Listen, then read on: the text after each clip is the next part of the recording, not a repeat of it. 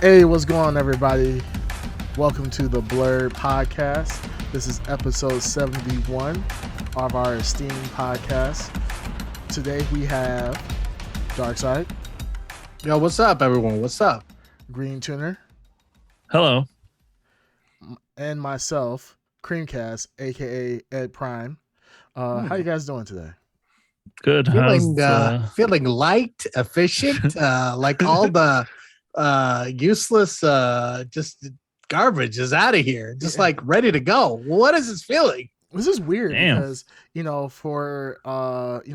of like trimmed the fat off of the podcast, and it just feels weird. Like this, I feel like this podcast now is going to be less focused on MCUs and race swamping, and it's going to get right to what could be the difference? My computer seems to be running faster too. Mine too. Weird. It's like mine was just overloaded. It's just like it had to do so much processing of the logic that was getting pushed out through our podcast, but for some reason it's just smooth. It's very smooth. It's very efficient. No, as you guys can tell, out of the Blur podcast, we're missing the Ed Underground. Unfortunately, he could not make it today. He had unforeseen circumstances, mainly being preoccupied with the male gender. He had to do some things with the boys. Some other boys he had to do some stuff for. For some reason, he said he was going to be the center of attention. That they were just going to be there's like a black casting couch. And he said there was going to be a couple Blacksting couch. I'm trying to like make it more one word. Well, he said he had a audition as a fluffer, right? Well, no, he was going to be fluffing, and he was going to be the main star, apparently. Oh, yeah. Well, good for him. Yeah, so he said that. Let's just say it involves ping pong balls. Ping pong balls. I feel like there's. This is big break, guys. This is big break. Yeah. I'm very excited for him. He said, he said that the guy that he talked to said he was going to make him a star. Make him a big actor, a big old star. Big old star. He's going to Hollywood. Yeah, he's going to Hollywood, baby. Just do this one little thing for me, and I'll get you all the roles. So really wish Ed the best of luck in his endeavors tonight. Long overdue. He put a lot of time in, and he deserves it. He deserves everything he's getting right now. Everything he's getting, every inch.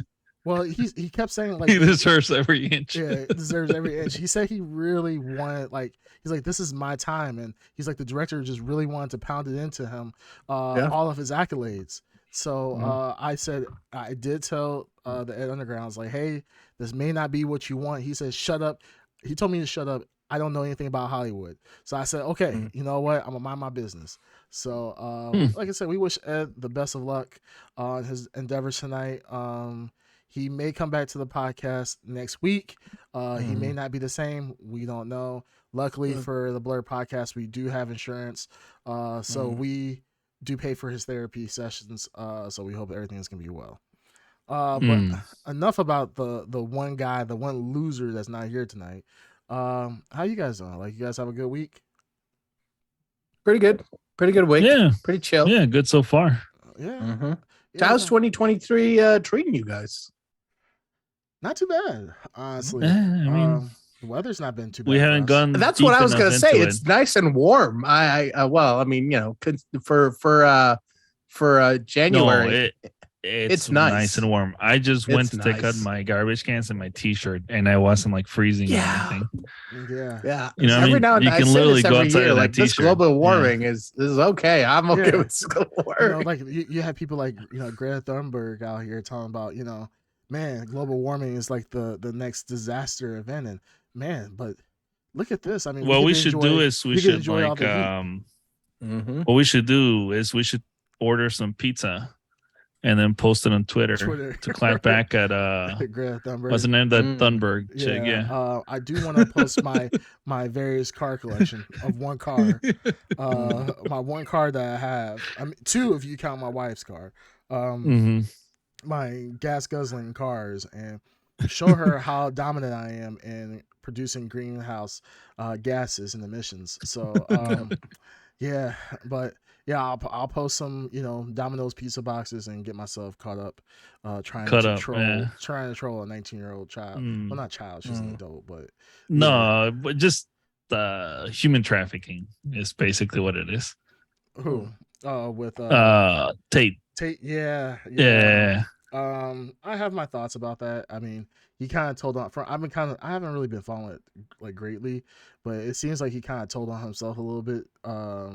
It's like so many contradicting things. Like there's one thing that I don't understand. It's like these online personas. Like if you're not who you say you are, like then make that obvious. But don't say who you are and like put it online for others to see. I guess like if he was really into like the whole cam girl situation, I feel like keep that to yourself. Like why do people have to? Yeah, I think they just wanted to flex really hard, and now it's coming back to haunt him. That yes, he trafficked.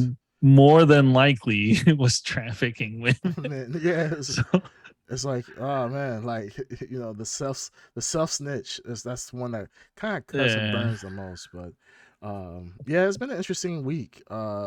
Listening to all that drama of 2023 of like Andrew Tate and Greta Thunberg. Like those are two names I never thought I would hear in the same tweet or the same article talking to each other. But here we are, 2023, off to a crazy start. And the funny thing is, it's funny because we have like, we talk about Kanye or Ye at this point. We haven't really heard much from him. What the hell happened he was to missing. Ye? He's actually disappeared. Somebody said that he just completely vanished off of the face of the earth. And I think his manager was looking for him at one point. I don't know if they found him again or if he's safe, but I find that very interesting that he just kind of I think the people around Kanye who make a lot of money from Kanye have decided to wake up and do something about Kanye.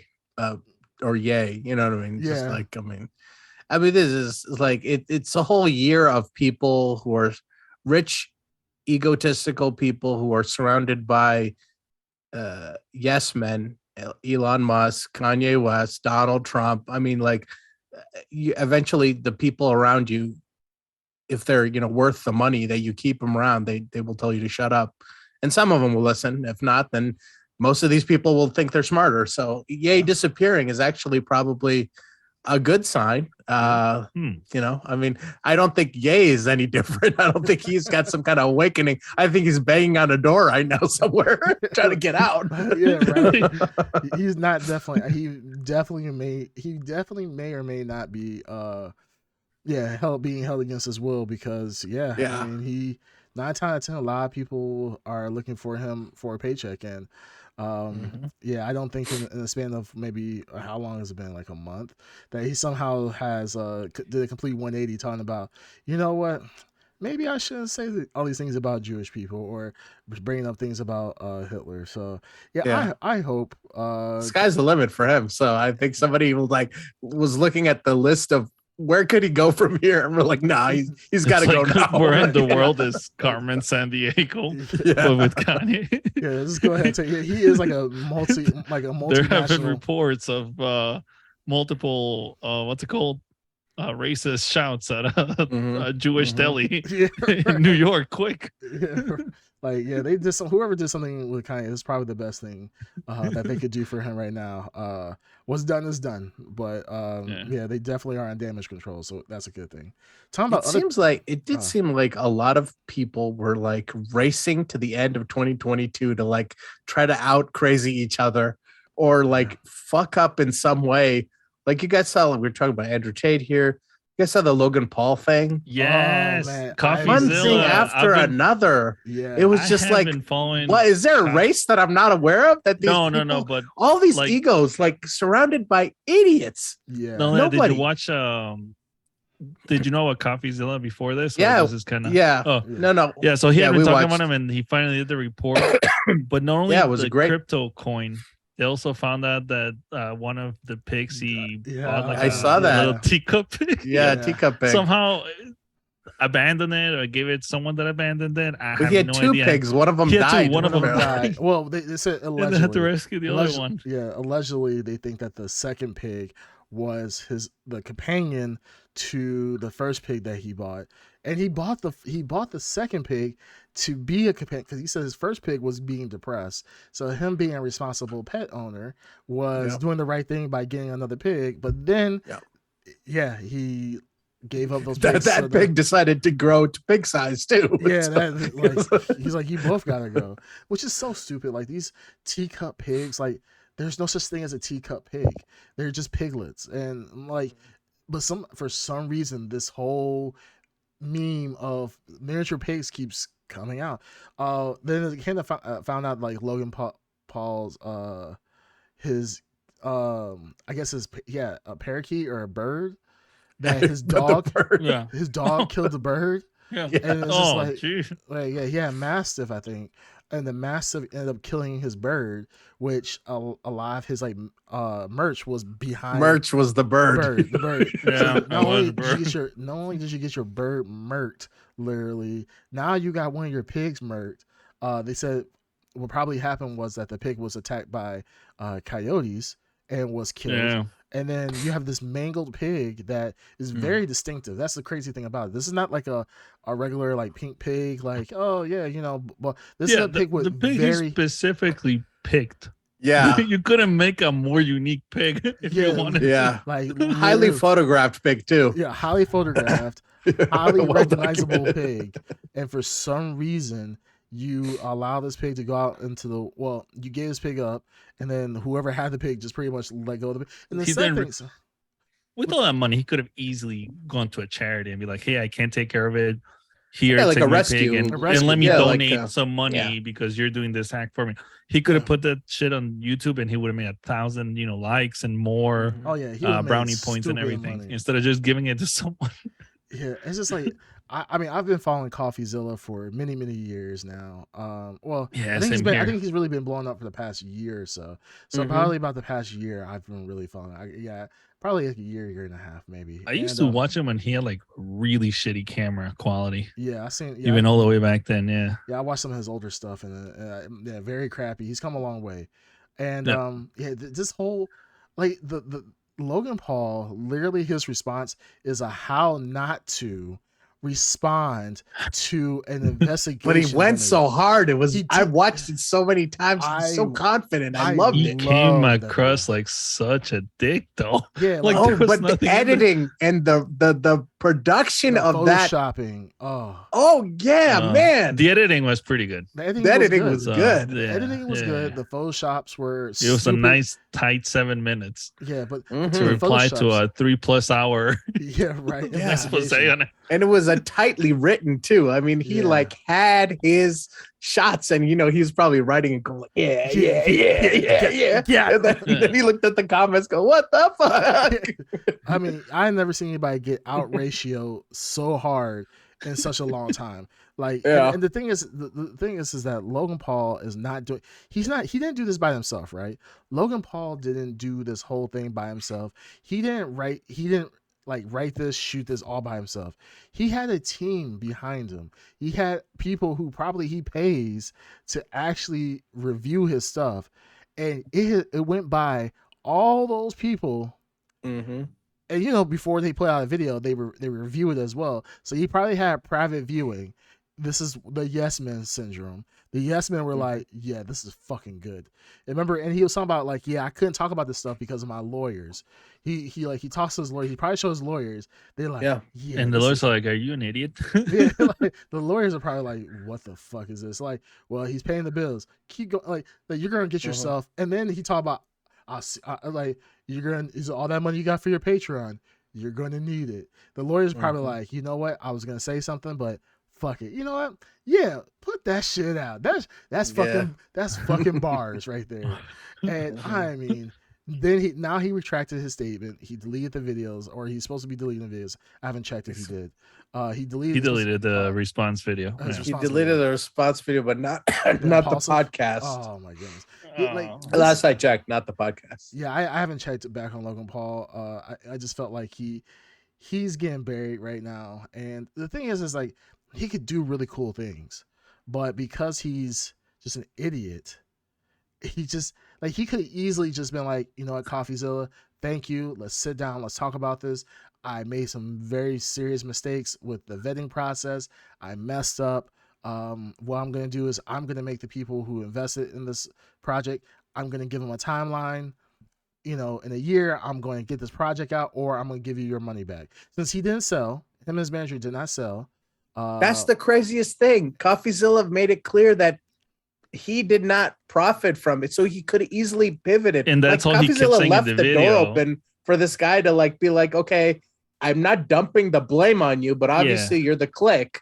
And if you watch the video, there's an easy way for you to sidestep out of this. Yeah. He left the door open for the guy, and the guy just Well, it was frustrating too because, like you said, Logan Paul, all he kept saying in the video is, "We didn't make any money," and it's like, yeah, we know. That's what CoffeeZilla just said. Why do you keep using that argument that you didn't make any money? Not only that, I also remembered someone actually made a playable game of that egg hatching thing for free, and it was like maybe a couple of guys, if that at most, that made it. No, they turned it around in no time at all. When Logan Paul said it took them so long to do it because they were trying to figure it out and everything. In between the time it took him to put out the 7-minute video, they just made a game. They made the game exactly as it should have been, which is crazy because I didn't know that, but now hearing that just is more embarrassing because it was just poor management. And I understand Logan Paul's situation where he's saying, hey, I hired people to vet this guy. He fooled this developer, fooled a lot of people. But he did it before too. Well, he did Dink Doink. Well, yeah, but then he did the 99 originals. Yeah. So. Oh, okay. Then there you go. Yeah, he's been scamming people for a bit. It's not a new thing. Well, the thing is, I think everybody in the crypto space, crypto has all a scam. It's all a scam. But they're the blockchain, there is real world applications that does make sense. But the crypto, that is not crypto. What's it called? Specifically NFTs. NFTs. Thank you. NFTs, yeah. NFTs is basically 95% scam, if I'm being generous. He combined crypto and NFTs together in one mega project, and he couldn't see it for what it was. Yeah, but the thing is, NFTs are fine, if they're done by real artists. So if a real artist or a real creator is making these NFTs, then yes, they are great. They can be great tools for artists to get their work out, to get paid for it, to have I'm about to turn to exclusivity. Is it exclusivity? Exclusivity. Jeez. Exclusivity. Oh man, I missed that already. Exclusivity on their merch and their artwork.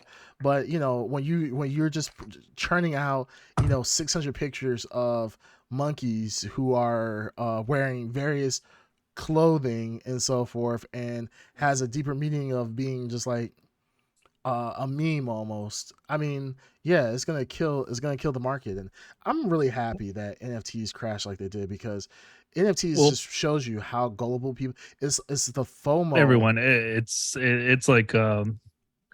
What was it? FOMOs, or I think it's happening with video games too. That's gonna be the new scam. But with NFTs, I was researching into it. I was researching into the NFT thing.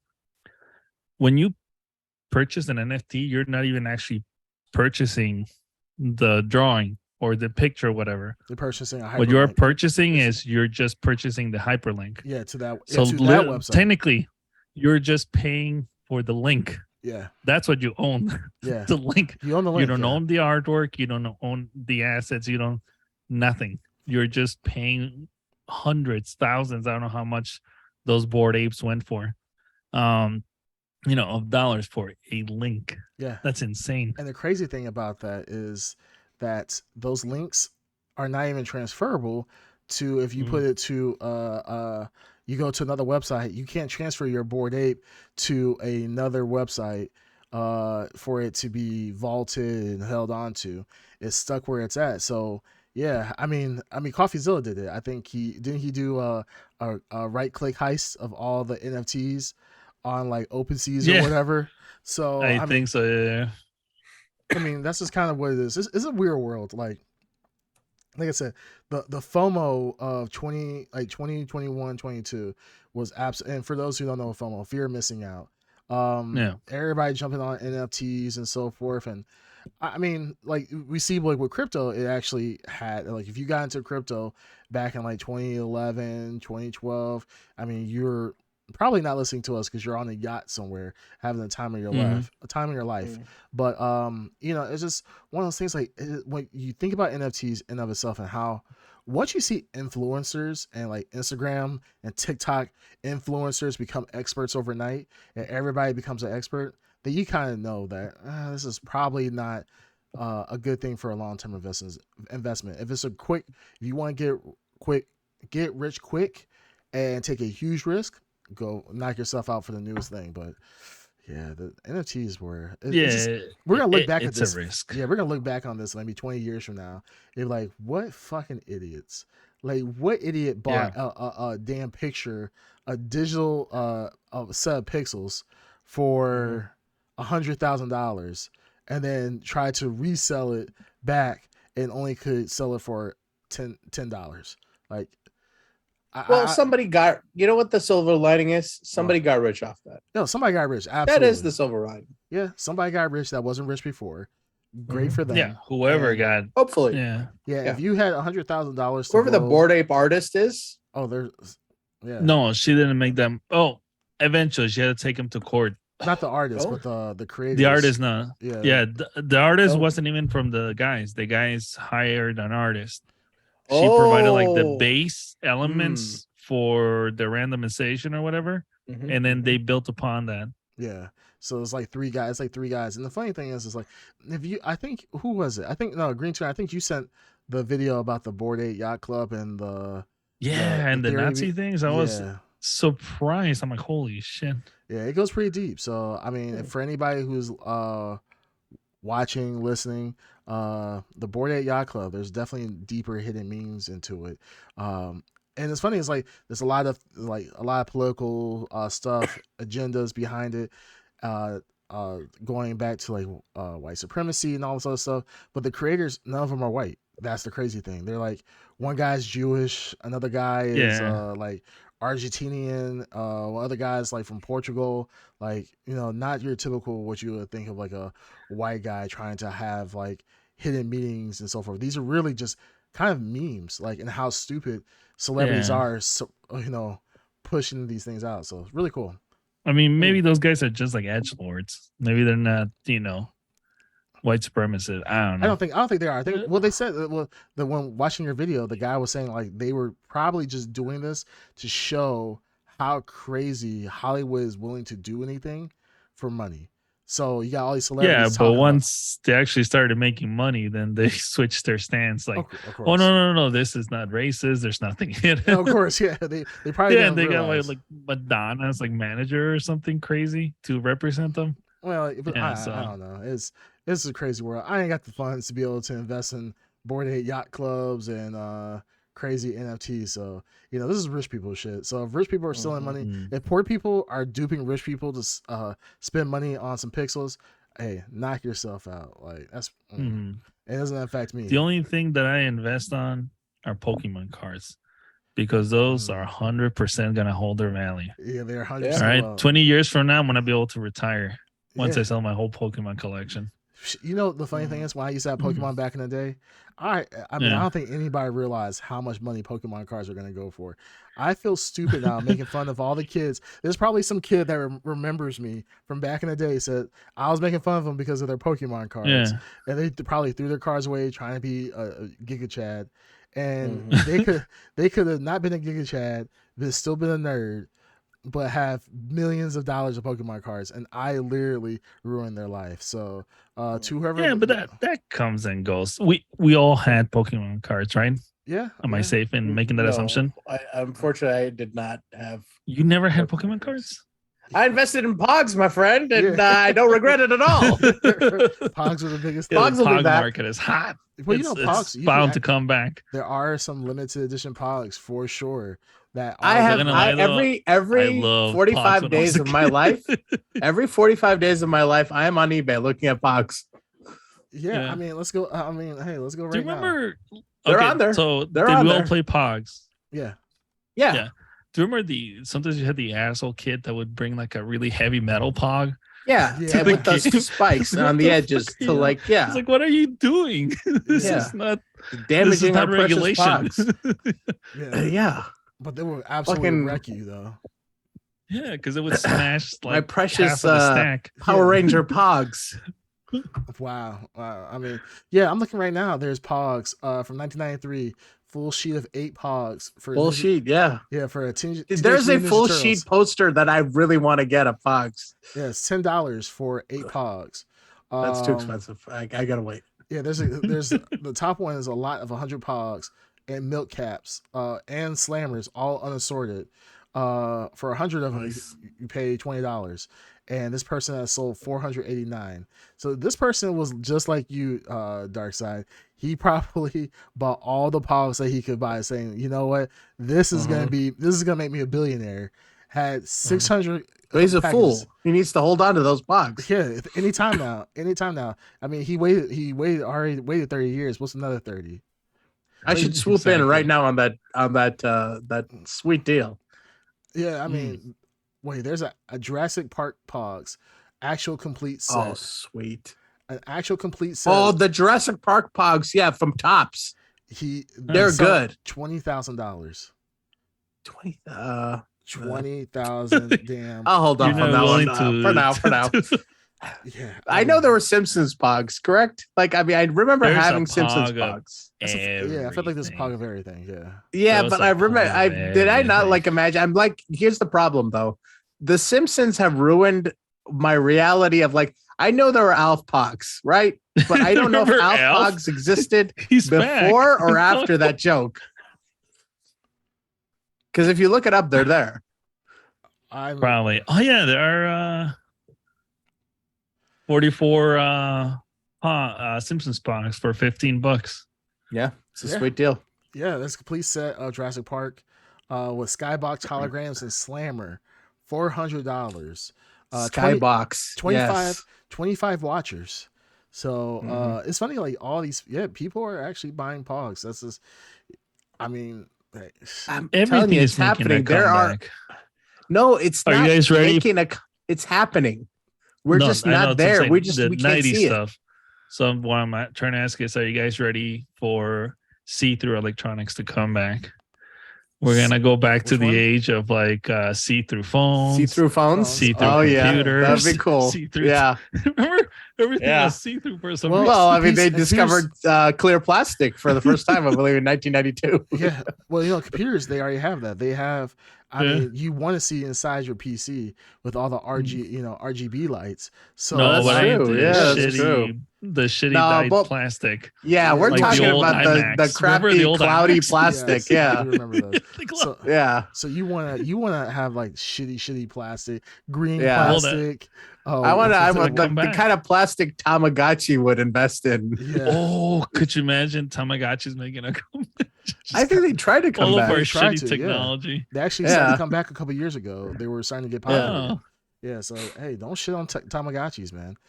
dude, I had a Tamagotchi, but I could never keep it alive. I couldn't keep it alive Mhm. either. Yeah. And I tried, and the thing is, I felt like that game was so difficult because you had to like make sure you fed it every like 4 hours or it would die, Yes. and then it would become upset with you, and you had to work so hard to not get it upset with you. Yeah, it was such a pain in the ass, man. It's been- yes. Yeah, I hate Tamagotchis, but they were so cool. If you had one, you were cool. I remember Dreamcast. So you guys remember Dreamcast has like Oh, little yeah, I Tamagotchi? could never buy Yeah, it. yeah. Yeah, that was so cool. I had one. It was a cool idea. Too rich for Dreamcast my way blood. ahead of its time. Like It everything was. about the Dreamcast was- Dreamcast was way ahead of its I time. remember everyone that got a Creamcast from my You mean school. Dreamcast? They were, what's up? Dreamcast. What You did I said say? Dreamcast. You keep saying Dreamcast. Creamcast. Sorry. My God. Dreamcast. Sorry. Yeah. Everyone that Inception. had a Dreamcast was always happy with that. I don't think I ever saw a person that was displeased with their Dreamcast. That like came Yeah. as such a shock when it went, downhill. I was like, what the hell? Yeah, I mean it's crazy, yeah, because everybody did love Dreamcast for sure. Yeah, yeah. It has a like Dreamcast has this like what is the word I want to say? It has like this reputation of being immaculate in everyone's minds. Like it is a perfect thing that existed in a time, and it had no flaws, and it went before its time. And like you're right. I can't think of anyone who was dissatisfied with the Dreamcast. It was immaculate, and it was honestly, it been. It was immaculate, and it was without flaws. I think the problem is that it was just ahead of its time. Everything that the Dreamcast does is what either consoles were doing at the time, but better, or things that we use now that are standard with consoles. Like you remember, like Dreamcast, you could be able to connect it to in the system. You could connect it to the internet, Sega Online or whatever. Yeah, so you had it. Yeah. Like you didn't have that before with other consoles. You couldn't connect it directly to the internet from the console. But now, if you have a console that doesn't have Ethernet, people are like, "What the fuck are you doing?" Right. I mean, you have four controller ports. Consoles didn't have that back then. You needed to get that stupid splitter. Yeah, you had to get an adapter for like PlayStation. You had to get an adapter. Network adapter. Yeah. Or no, I'm talking about the controller adapter. The controller adapter. Yeah, that's what I'm talking about. Yeah, the controller adapter. I mean, Xbox did it eventually.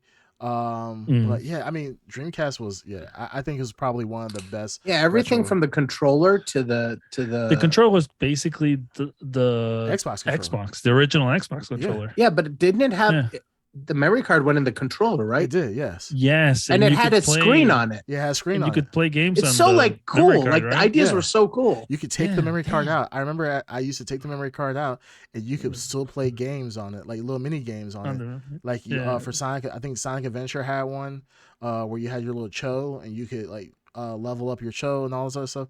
It was a great system, and like for anybody who didn't experience that live, like when it was happening, definitely missed out, because that was some premium gaming right there. Like now you know, PlayStation 5, Xbox, okay, yeah, cool. Having that premium game system back in the day of the Dreamcast,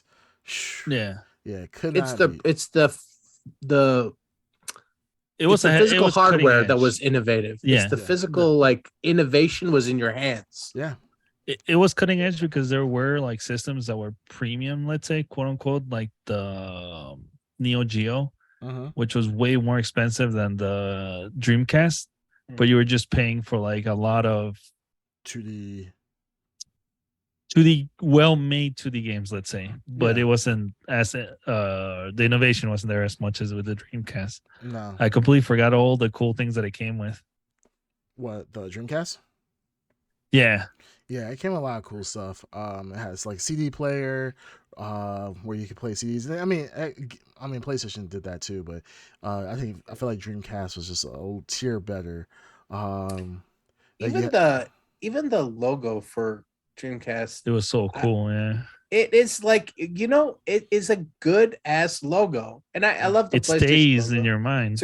It stays in your mind. The Dreamcast logo, I don't know what it is, and maybe it's just nostalgia, and we're huffing the. It seems like they did everything right.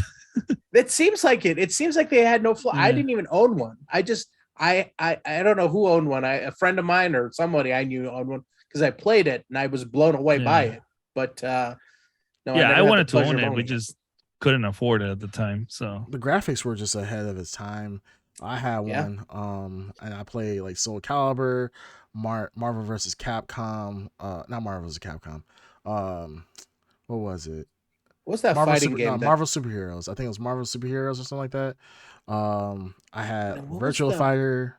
No, Power Stone. Virtual Power Stone is the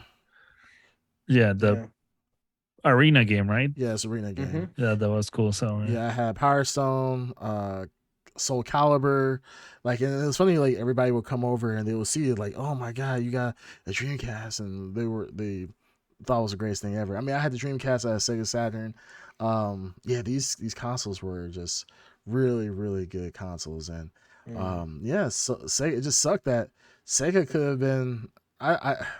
if Sega could actually make really good games for their consoles, then I think they would probably still been in business today. But yeah, their consoles just couldn't compare to the Sonys and to the Xboxes.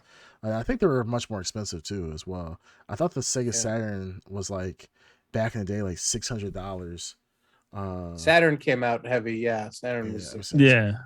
So yeah, Sega Saturn I thought was pretty expensive, and I thought the Dreamcast as well. Oh no, Sega Saturn was $400. How much was the Dreamcast? I thought the Dreamcast was comparable price wise. Who was the one that was ridiculously expensive? Was it a Jaguar? There was one console that was Neo insane. Geo and 3DO. Oh, it was $200. Maybe it was 3DO. $200. Yeah, I remember it being reasonably priced. No, Neo Geo. How much was Neo Geo? It was like $800 at that time. Was insane. Because I think 3DO was really expensive too.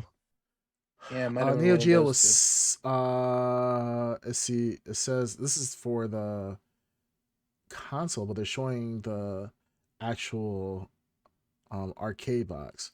But it said the Neo Geo, the debut price in the United States was $600. The gold system was $650, which will be equivalent to $1,300 today in 2021. Yeah. That's pretty damn expensive. Okay, so Dreamcast was $200. But I feel like it was $200 for like the bare minimum. I think like if you bought other controllers, it definitely bumped it up the price. Yeah. But I mean, of course, but yeah, Sega Saturn was $400. No, because I remember the Dreamcast being like competitively priced because they wanted to take on or beat whoever. I forgot what it was. Yeah, PlayStation 1 was $300. So yeah, this is actually it was comparable. All these consoles were comparable. I mean, granted, the Sega Saturn was a little bit more expensive, but it was relatively comparable. But yeah, I think it was just the games. The games just weren't there. PlayStation just had a better selection of games at the time. Wasn't N64 $199? At the gate. N64? At that time. Yeah. N64 was $199. Yeah. Yeah. Oh, look at that! I remember because they slapped a big old $199 sticker on in the box. Yeah, when you went in there, it was like $199 every time. Well, that was pretty much the last like powerful system that they made, right? Nintendo. After that, then they went the other way of more innovative than powerful. No, I think GameCube was pretty powerful. But I thought GameCube was the least powered of compared to the other. I thought GameCube was up there. Really? Yeah. But you're playing with power. But you're talking about pure power for its time. I mean, I think like GameCube to stand toe to toe with its competitors. You mean? Yeah. So let's say like I feel like in regards to like the specs. Yeah. Yeah. Like at the time, I think 64 was. Yeah. I think GameCube was because I don't think GameCube. I think GameCube was the closest they got to their competitor at the time, and then we took a step back.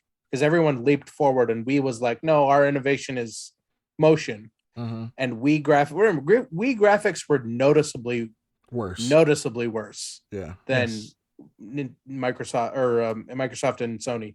So I think GameCube was the last. Because I remember I never owned a GameCube, but I remember being impressed. No, I mean, I played the GameCube, but I do remember like it wouldn't be able to do as much as the other two machines.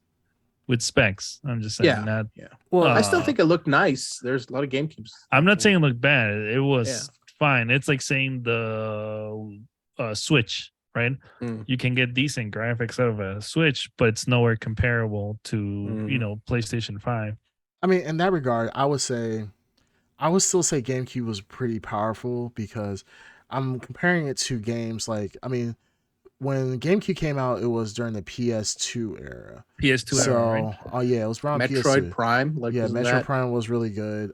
Resident Evil when it came out. Yeah, that was pretty good. Resident Evil graphics were like heralded as some of the best graphics of. And wasn't like Twilight Princess made for the GameCube and then ported to the Wii? Like, wasn't that the situation? Like, it was made to like push the GameCube. Like it was made on a GameCube, and then the Wii was the port. I don't remember, honestly. Maybe. Okay. I seem to remember it went in that direction. Since I'm the I was about to say authority on Nintendo right now, so I'm just gonna say that that's the reality, and we'll just stick with it. Yeah, I was about to say, I'm like, well, this is the perfect opportunity as the Nintendo expert. Yeah, kind of throw your weight around. Yeah. All right. I'm also the Microsoft expert at this moment too. Yeah. They suck. Yeah, well, that's official. Can we actually now have a legit conversation about Killer Instinct and how Killer Instinct has continued to be a disappointment and has a very low user base, even though some people are in our stream that's no longer here right now, thinks that for some reason Killer Instinct is the top fighting game every year after year. For some reason, he thinks I would ask why we're even wasting our time talking about a dead game. It's not even worth the time. It really isn't. You know what? You're right. You know what? Let's keep it moving. All right. So really quick on some news coming out. Since we're talking about on the Yay Watch and so forth. Yes. Now we have Miller time. Actually, Ezra Miller has been on the news for something good, actually. Pretty much speaking out about how much he likes his Flash role, and he's pretty much keeping his nose clean. And it seems like the DC executives are happy with his current behavior, I guess. Weird world we live in. It's so weird. It's crazy. Henry Cavill somewhere is being like, I don't know, like someone's kicking sand in his face in like a beach somewhere. Yeah, like it's a weird world. It's a weird. It's like world. an Atlas guy to bodybuilding, that little comic. WB execs like, get out of my way, nerd. For some reason, Henry Cavill is gone. Gal Gadot her role is up there in the air. We don't know. Yeah, nobody knows. Jason Momoa, we don't know. Ray Fisher, not even Jason Momoa knows. Yeah, no one knows what's going on, and the fact that literally no one knows. The fact that Ezra Miller looks like he has a place in the DCEU now. I think. Well, he's their wild card. Yeah, every team needs a wild card. Well, that's true. That's true. He's the good point. Robert Downey Jr. He's the Robert Downey Jr. of the DCU for sure. Circa 1980s Robert Downey Jr. Yeah, exactly. Super high on heroin or whatever he was doing at that time. Even worse, he's like the Charlie Sheen kind of DCEU. Tiger Blood. Yeah, Tiger Blood. Like, sleeping winning right now. Yeah, it's not the hookers that are burning Charlie Sheen. Charlie Sheen is burning the hookers. Like, they're like, holy shit, I got SED. This is Ezra Miller. Right so you think? Oh, interesting. So you think Warner Brothers is like trying to long ride this Robert Downey Jr. situation? They're like, hey guys, we got a potential Iron Man down the road if we stick on this comeback story. Yeah, but interesting. But the thing is about like Robert Downey Jr. is like everything he did was to himself. Ezra Miller is doing things to other people, and that's why I don't like when you get other people involved. It's kind of crazy because like you can clean your act up and so forth. Like no shade to Robert Downey Jr. Phenomenal actor. I love him. And like I said, Sherlock Holmes, I think he's the perfect Sherlock Holmes, in my opinion. I want to see him back. He was the perfect Iron Man. I don't think I could see anybody else in that role.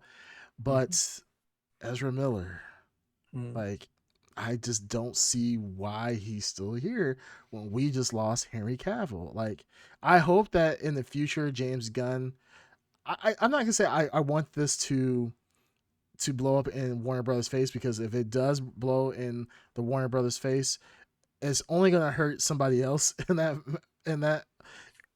incident. And then two, only person that's going to suffer more is just the fans.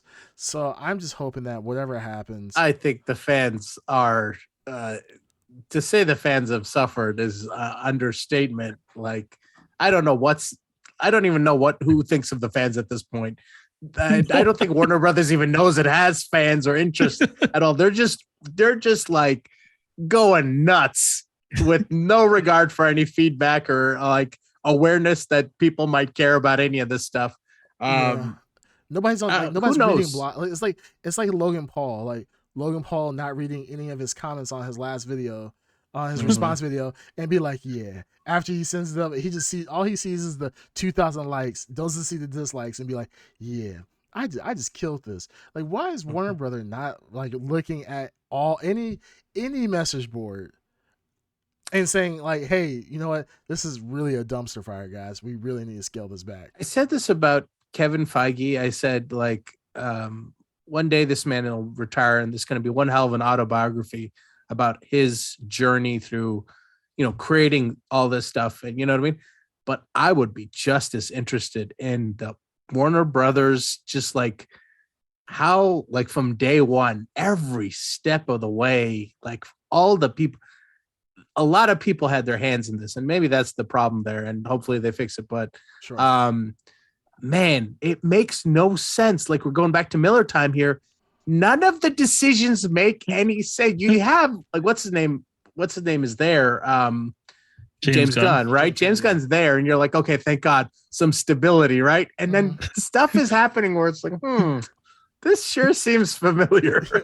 It's like, it doesn't make any sense. Don't piss on me and tell me it's rain. Like, it's coming to a point like we're seeing the same behavior that we've seen for the past 10 years, and kind of scary. There might be a gas leak at WB headquarters, and nobody seems to figure it out. Yeah, just don't go in that office. Yeah, just don't go in the office. But you come out. One thing you know is you're gonna come up with some crazy ideas going in, and coming out, you're just gonna make the situation worse than what it first was. But we'll see what happens.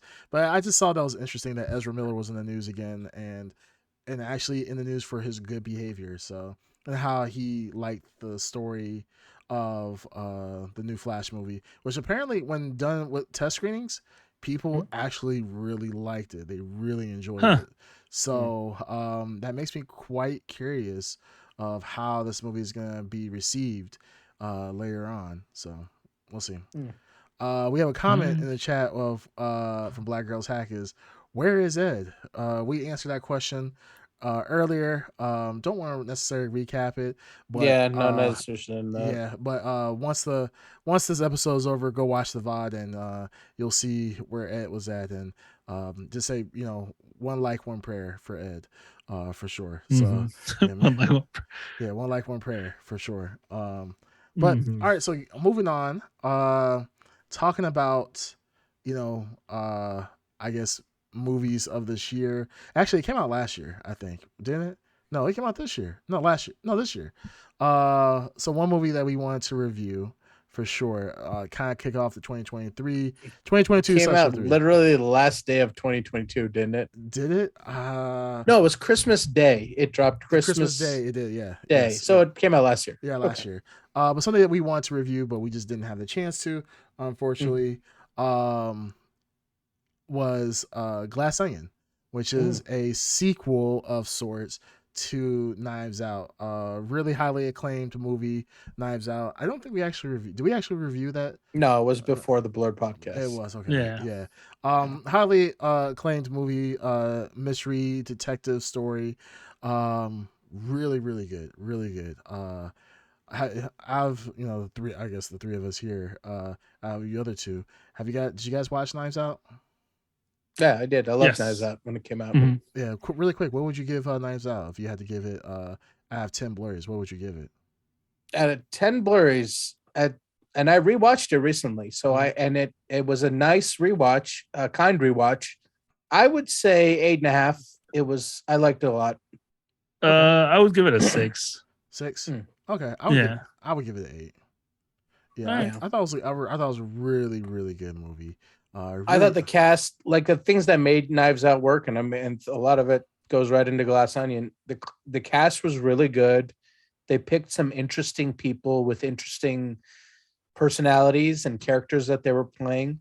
And Daniel Craig is just, there's something about this character that I really is, it is the subgenre. It's the rooster from fucking Looney Tunes. That's basically what it is. Longhorn. Yes, it's Leghorn. Yeah. Yeah. I do love his southernism, but there's and I feel the same way about damn it, what was it? Murder on the Orient Express. The mystery, detective, where it's like this the cast of characters or the whodunit mystery. Mm-hmm. There's something comforting about that type of movie. And I don't know if you guys watched Death on the Nile. I really like that too. No. But if you Knives Out kind of had that feeling that this was a comfortable, fun, like isolated little watch with these like very interesting characters. That's the one takeaway I had from Knives Out. It was just like nothing was wasted in Knives Out. I felt like all the setting, the characters, the plot, the actors, everything was used in some way, and it was a nice little package. Yeah, I would say the same thing.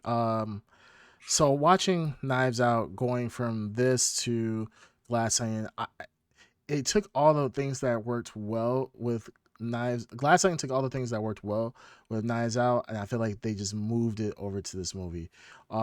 This movie was, like with Knives Out, I think the funny thing is that you think you have the movie figured out at a certain point. It seems relatively like you can come to your natural conclusions. I think it allows you to come to a natural conclusion without the without twists. So you can watch the movie and based on the facts can come to a pretty reasonable conclusion.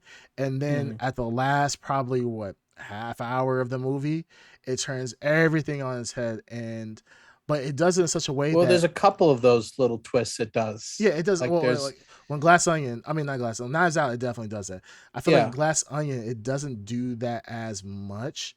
No, it doesn't. But it does. I think it does a very big one in the middle, and it's just kind of like, whoa, was not expecting that. Because I'm not gonna lie, I was kind of expecting more like Knives Out, where the twists and turns happen at the end, at like the last 30 minutes, and they kind of recap the whole movie about the things that you thought you saw did not actually play out the way that you thought it would play out. But then in Glass Onion, it kind of went away from that and did it in the middle, and then showed the background of everything that was occurring in the past really quickly, but then caught you up in the present and still had twists and turns later on in the movie, if that makes sense. So the plot, the how the plot was paced, I thought was very well done for both movies. But for Glass Onion, I'm not gonna lie, I really enjoyed it. I thought this was an excellent shot movie. It was, the actors did a phenomenal job.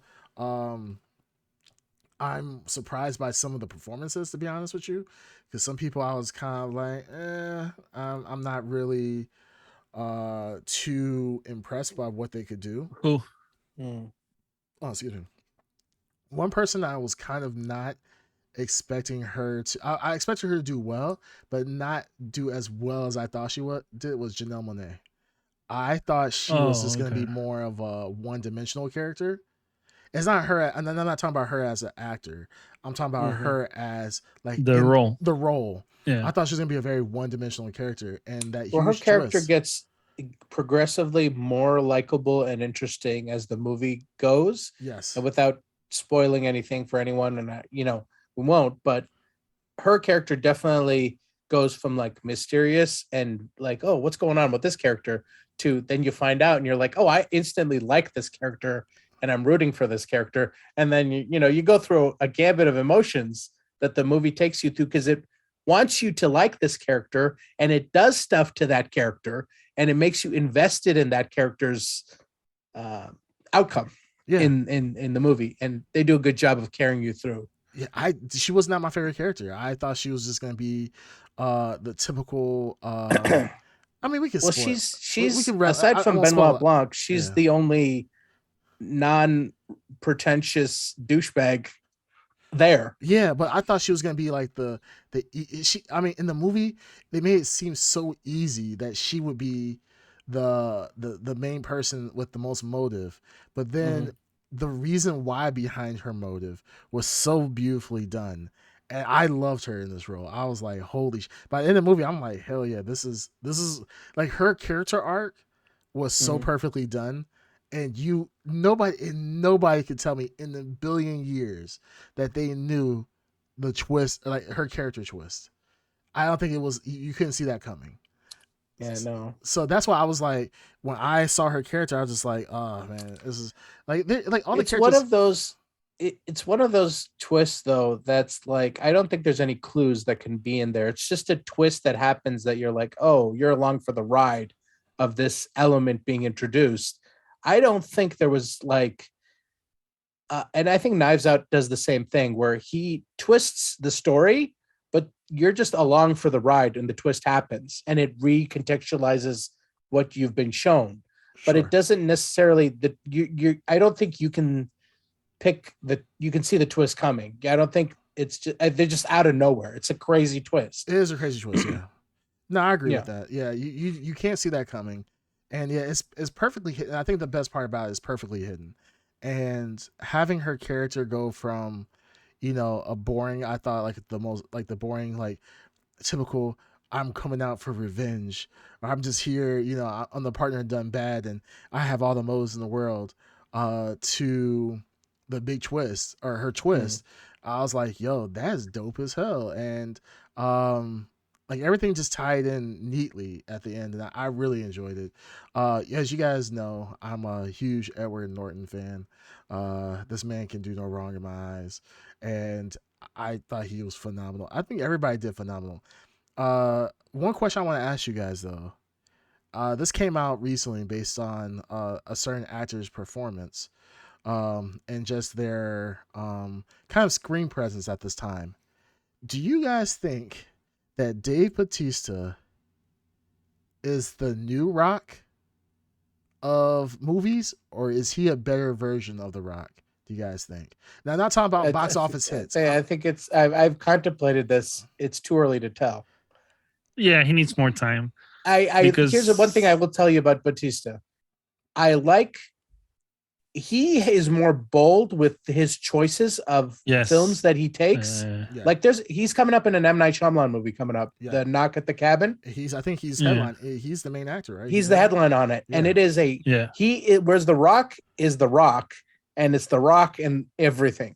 You know what I mean? You're right. He wouldn't do like a role where he would be villainous or do something that would be considered. Dave Bautista's put himself into different roles. So is he potentially better than The Rock? Yeah, he's potentially better than The Rock. Is he at Rock level? No, he's not at Rock level yet. Well, I'm not saying can he get level. there? Maybe. Well, he's definitely not Rock level. But is he the best? Okay, I guess I'll rephrase it. Is he the best wrestler to Hollywood actor we have seen in modern time? Impossible. Hulk Hogan. Modern time? No, we're not doing Hulk Hogan. Talking about like what's that in your pen? What's that smell? I do Dookie. Well, let's not forget about what's called Macho Man, Randy Savage. No. Piper, where he was wearing like the specs and he could see the aliens that were invading Earth. Oh, right. Was it They Live? What was that movie? They Live, right? I think. No, that was a good movie. I just remember Bonesaw from Spider-Man. Because he's ready. He's ready. Yeah, that was probably the best actor performance of any WWE wrestler, because he didn't have that. They're just like, he didn't know where he was at. He was just like Macho Man, just show up. You're called Bonesaw here. It's like, okay, you're not Macho Man anymore. You just call yourself Bonesaw. Vince McMahon just tells him what to do. He's like, all right, let's just do it. No, I was like, where's my cocaine? You're Bonesaw, okay? Here's your cocaine. Yeah, man. But the thing is, rest in peace. I think, rest in peace for sure. And he's a good guy. I've been actually watching some interviews that he's done, and there was an interview I think he did with either it was David Letterman or Conan O'Brien, but they asked him Coco. Coco. Somebody was asking Macho Man, like, does Macho Man cry? And his response to it was really good. He's like, Macho Man cries. Macho Man has a range of emotions for sure. But what difference between a Punk and Macho Man is that you you get up, like you don't give up in life. And I was like, he was doing it all under the, Macho Man Randy Savage persona. And I was just like, he was a stand-up guy for sure. You know what? There's like a montage of like when wrestlers get real, like when they break character and they talk like in between characters. There's some really like deep, like emotional stuff. Like, and I don't know where I saw this. It was on YouTube, and it was like clips of like 90s persona, like, and they get interviewed in between matches. Sure.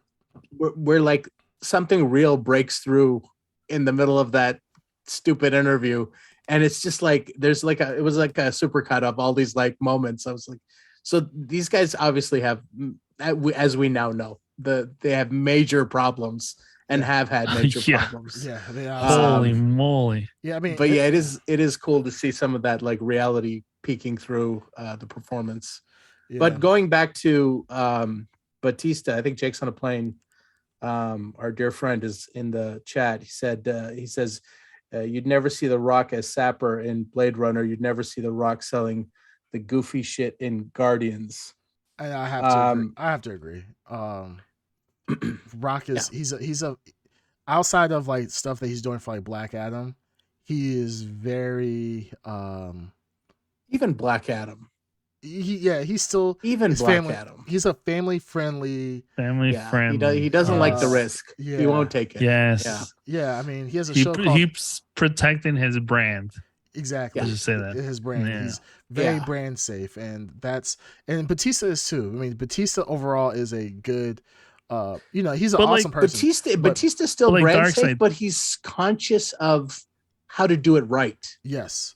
He doesn't box himself. He doesn't box himself in and be like, am I brand safe that I can be shown on a Cheerios commercial, or am I brand safe enough to be put into like a Capital One commercial or something like he's able to be multi-tiered, where he may lose maybe some sponsorships or lose some like commercial opportunities, but he's still beloved by everybody. And I think that's, you said it right just there. You know how they say the demos, he's hitting all the demo, like adults.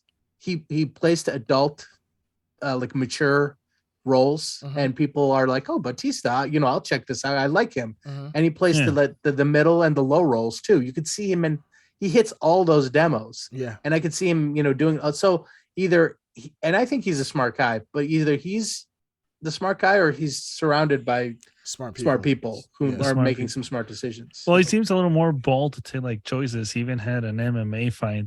It wasn't anything crazy, but just the fact of someone actually getting into such a risky thing is crazy.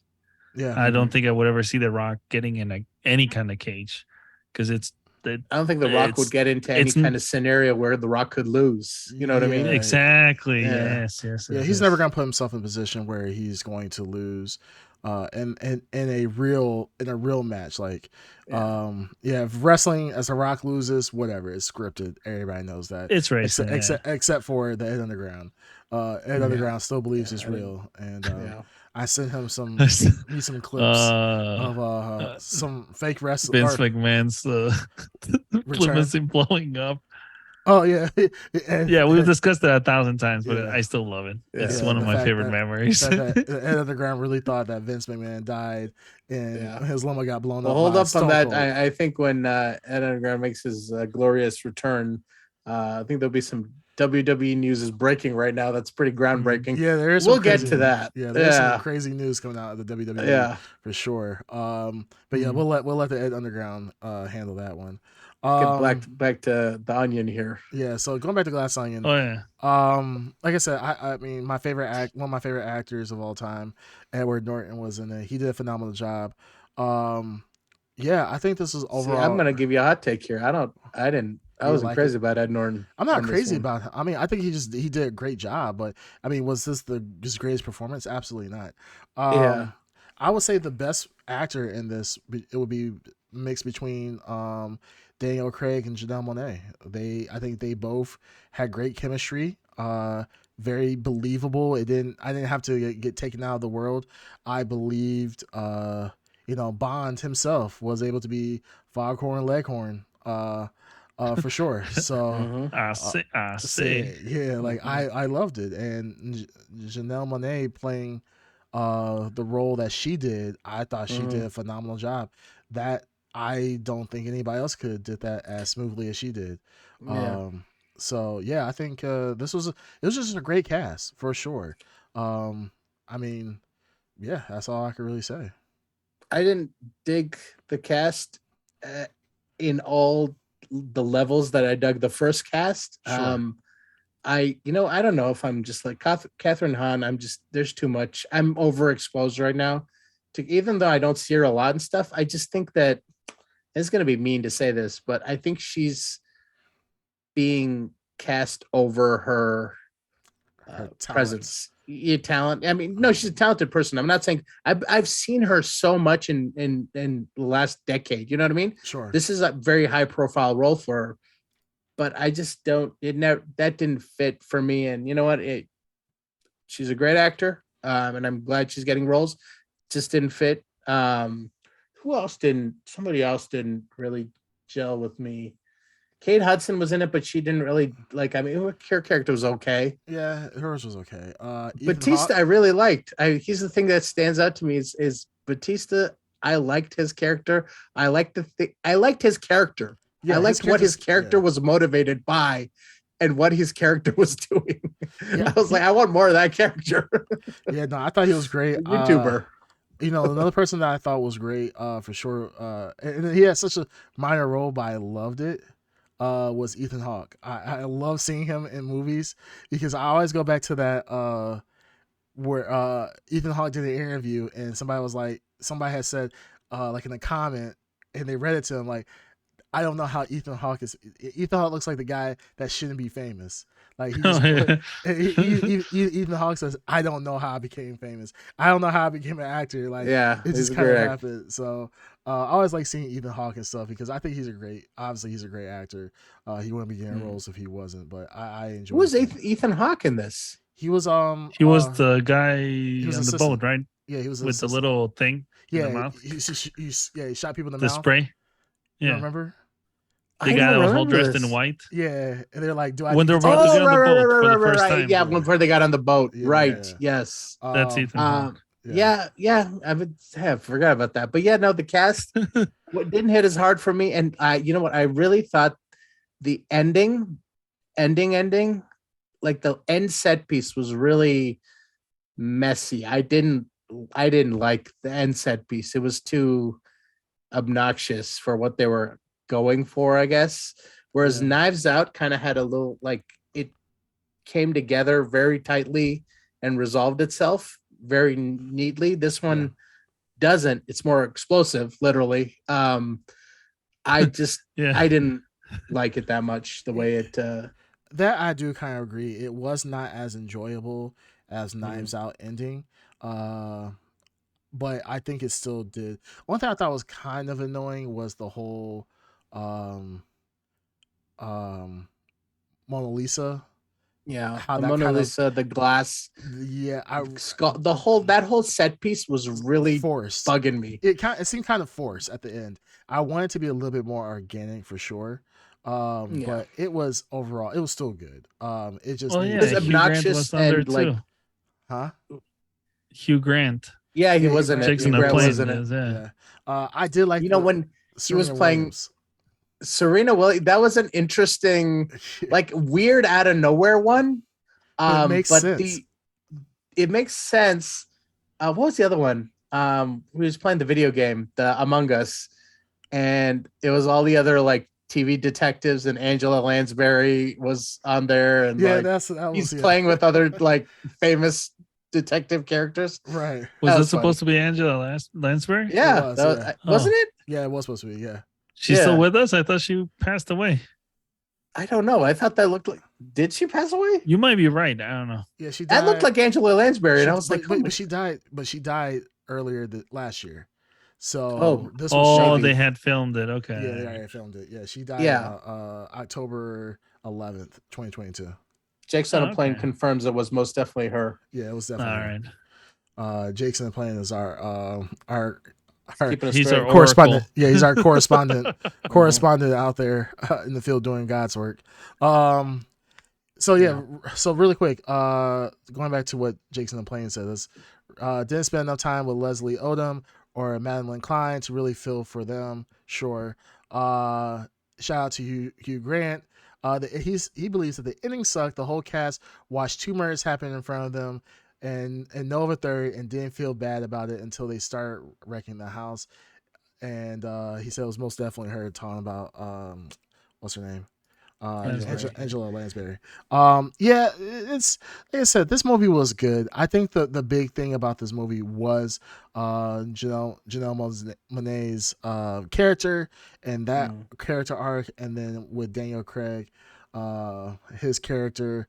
I think that was the highlight of this movie, as opposed to Knives Out. I think it was more of an total ensemble, if anything, of who done it and why like who done it and why it was done. So I think it was a big and it was a satisfying ending in terms of I just love the shot of like at the end of Knives Out where all these family members are like, you know, at the mercy Anna de Armas's character gets the money. She got the inheritance. And Yeah. they're all just standing there looking at her. She's looking at them, and it just cuts to credits. Right. I just like that. It's very satisfying that these people got what they deserve, kind of thing. Whereas this one, like it's just more cartoonish the way it, and you know what I mean? Like the resolution was a little more zany. Yeah, well, I think another big thing too I really liked about Glass Onion was that Knives Out was more of misdirection, while this one was more is literally the director changing our perspective of how we watch the movie. Because when you watch it, you're not paying attention to certain things. Like with certain murders, when they reenacted it, I believed everything that was being told to me. I believed like, okay, that's it. Like, why would anybody lie to me? And it's because you're like, it's great. This was a great, I guess, a set piece to.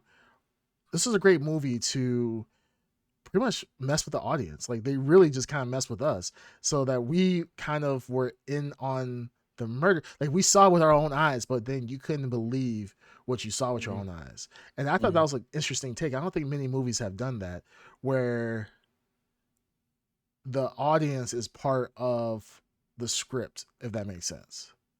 Like we're part of what I know what you're saying. Okay, yeah, there's a moment in the movie where Batista gestures towards, like there's a very obvious moment that happens, and I was watching it like during a dinner, a scene where he's drinking something.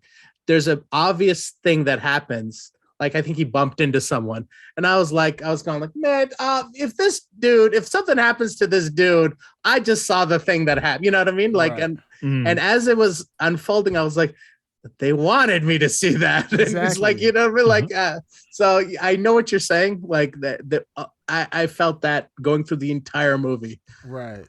Like they purposely put certain things in your mind and got you thinking one way, but the movie was obviously going a different way. And then you start questioning yourself of what did you really see? Did you actually see things as they transpired? And I really liked that. That was kind of cool. That was a really cool way to get people invested into the movie. So I don't know. I think this was a very nice way to end out 2022 movie wise. I mean, some people had better movies that year than others. Really quick, do you guys see the article I posted about a certain movie that came out? It really was meant for streaming services, but came out and people are writing articles about it and how much it bombed. You guys see that article? No. Terror on the plane, or Terror on the Prairie, Gina Carano's movie. Perry. Oh, right. Well, how could that? That's shocking. $800, right? Yeah, but that was a streaming movie, so like, I just want to see. I want to get really in action. Isn't that the Daily Wire movie? The Daily Wire movie, yeah. Shocking! Well, I was so excited. Expect? I was so excited for. I probably should save this for the Ed Underground next week. I probably will still bring it up. Well, we should review the Blur podcast. Should review that movie. We should. We actually should, and should. That will make the Ed Underground very happy. Yeah, there you go. Supporting his main. Somebody's supporting Gina Carano. Yeah, somebody has to. Which, the funny thing is, I didn't realize this. Do you know who she dated? Who? Henry Cavill. What? Yeah, they were a couple. Yeah, they were a couple. Oh. I'm just like, man, they're both in a dark spot right now. She got kicked off Disney. He got kicked off DC. I mean, geez, but at least he's in Warhammer, so hopefully, fingers crossed, that continues to stay. But neither here nor there. So Glass Onion. Unless you guys have anything else you want to add, let's go ahead and jump to the blurries. No. All right, so I'll kick it off. Glass Onion. I will say that was a smooth 7. Not as good as Knives Out, which I would give it 8, but a very enjoyable movie. I don't think this movie. I'll actually bump it up to. Yeah, I'll keep it at 7. I was gonna give it 7.5. Now I'll keep it. If I was gonna bump up anything, it would be Knives Out. Very enjoyable movie. Me and the wife watched it, and we really enjoyed it for sure.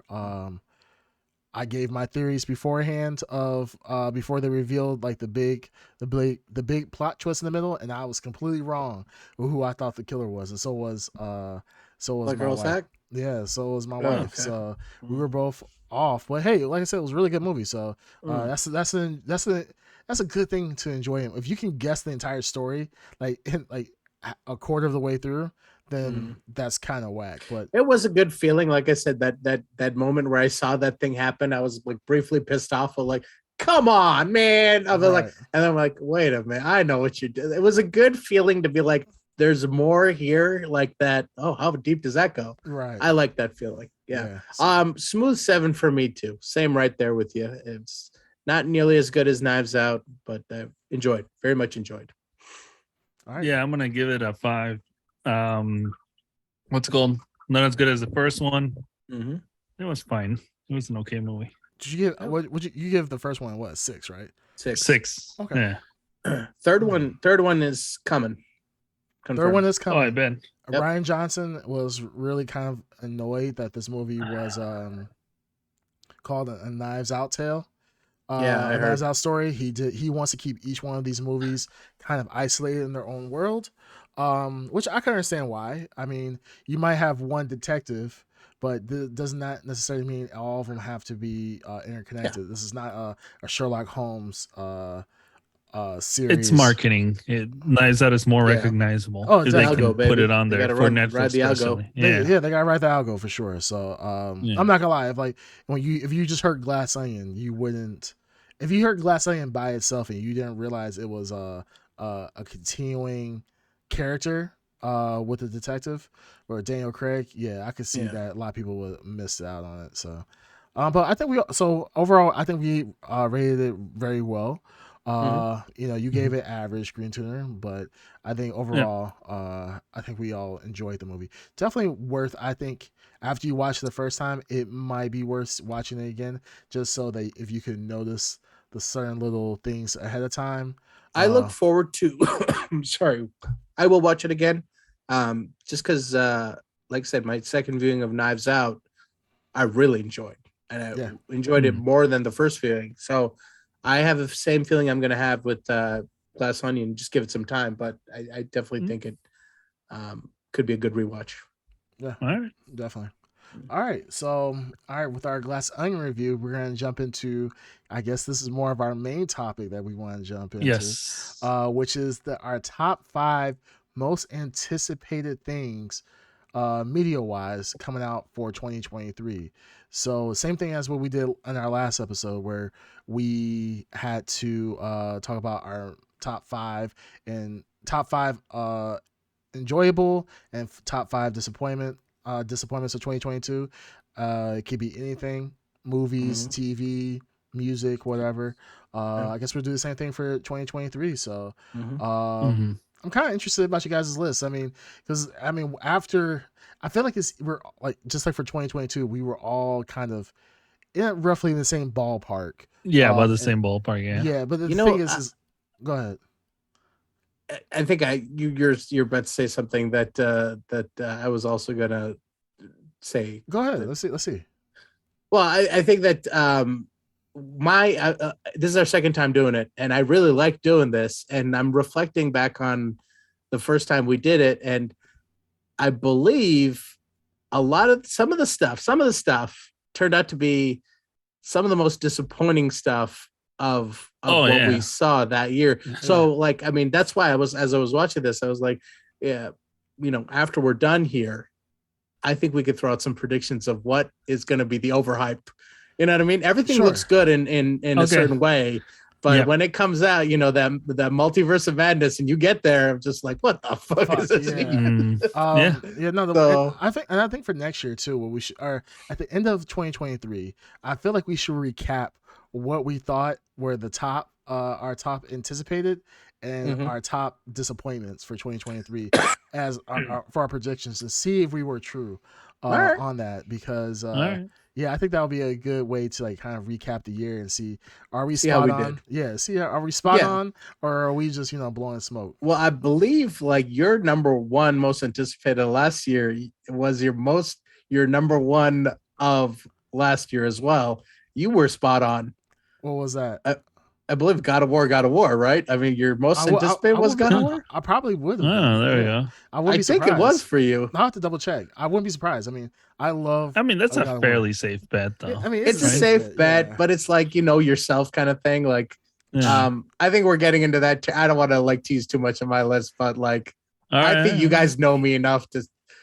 Well, we'll get should I just kick it off here? Yeah, go ahead and kick it off. Let's go ahead and kick it off. Let's see what you got. Kick it off for number 5 for me. 5. I mean, there's a lot of stuff. 2023 is looking good. Just like 2022 looked good from the January perspective. So we'll see where we get there. But I don't know, maybe I learned a lesson. So I'm taking my top 5 is less risky. It's more like stuff I know I like and I'm familiar with and I'm excited for. You know what I mean? Okay. It's not as bold, I guess, as my 2022 was. I got burned too hard. So I'm starting off with we're really excited about Universe of Madness, I think. Multiverse? Yes, I think that was in there. Yeah.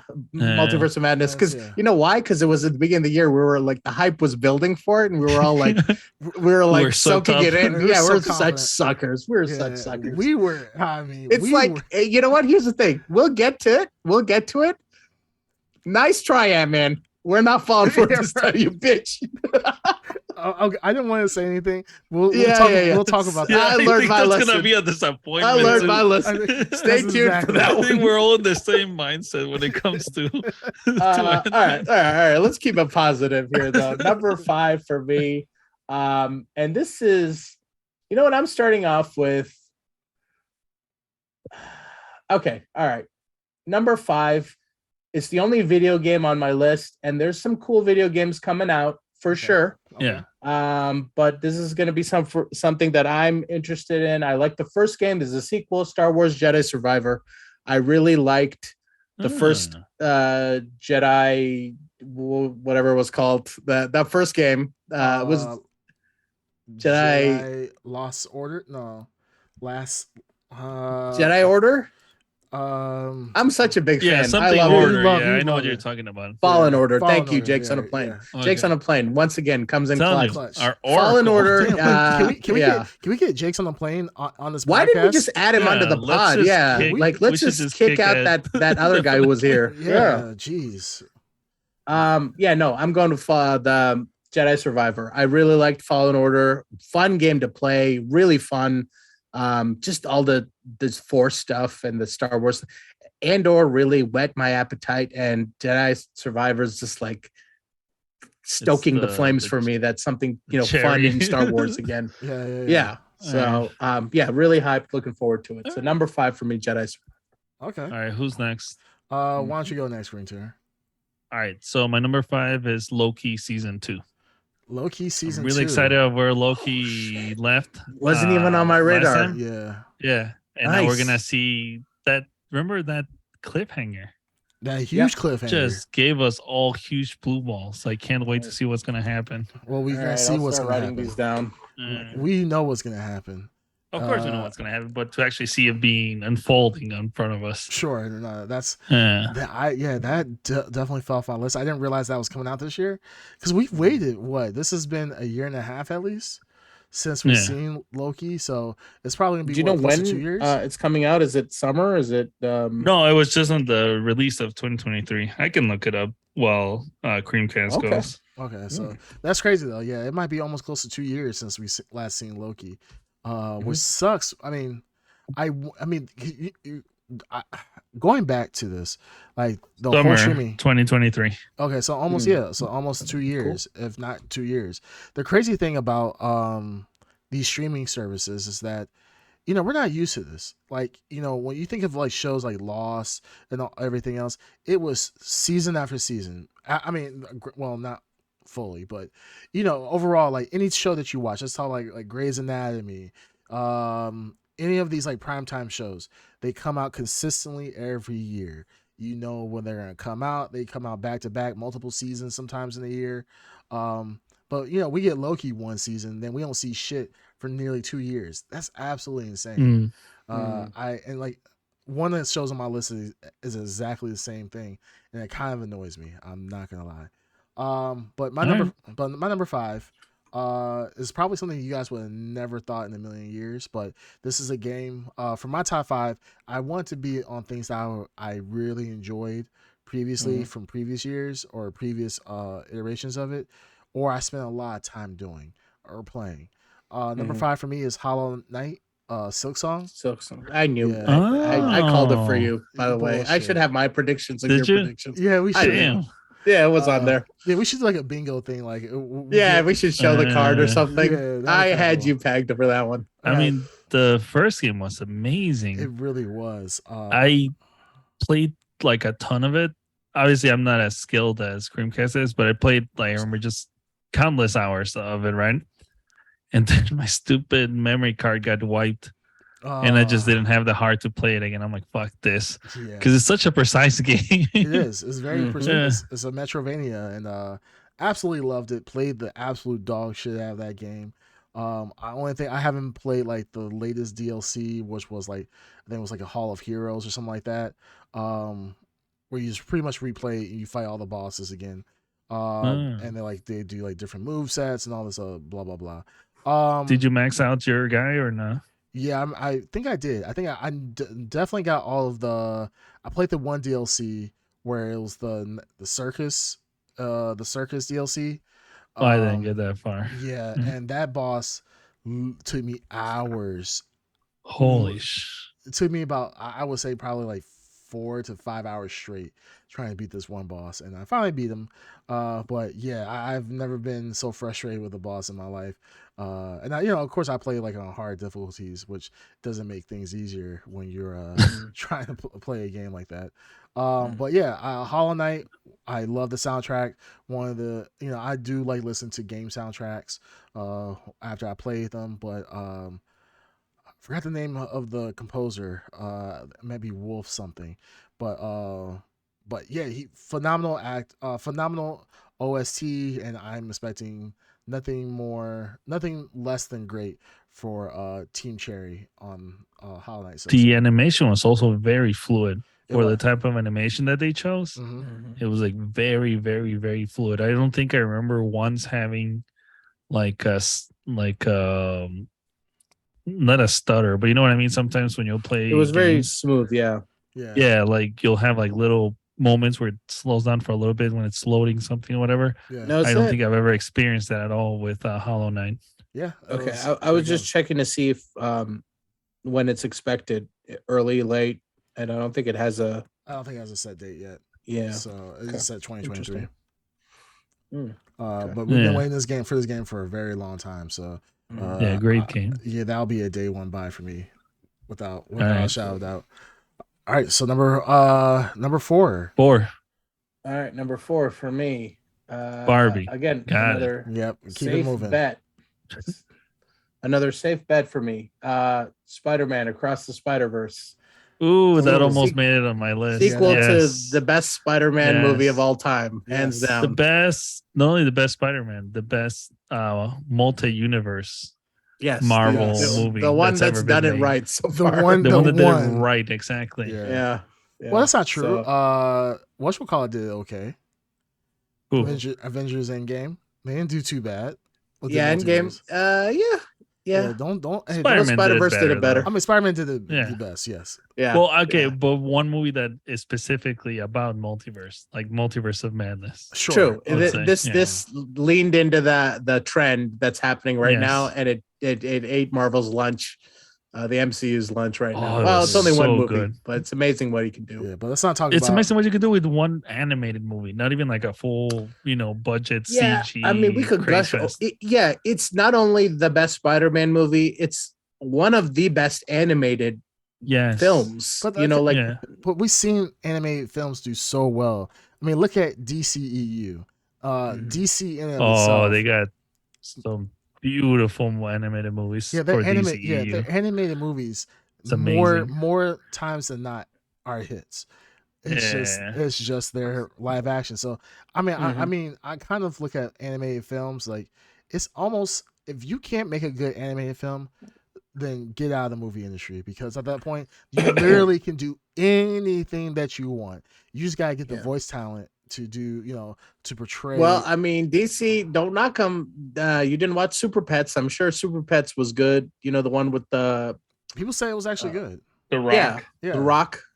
Right. What I'm saying. Like, as long as you get good voice actors, you can. There's I'm glad that Sony is went in this direction.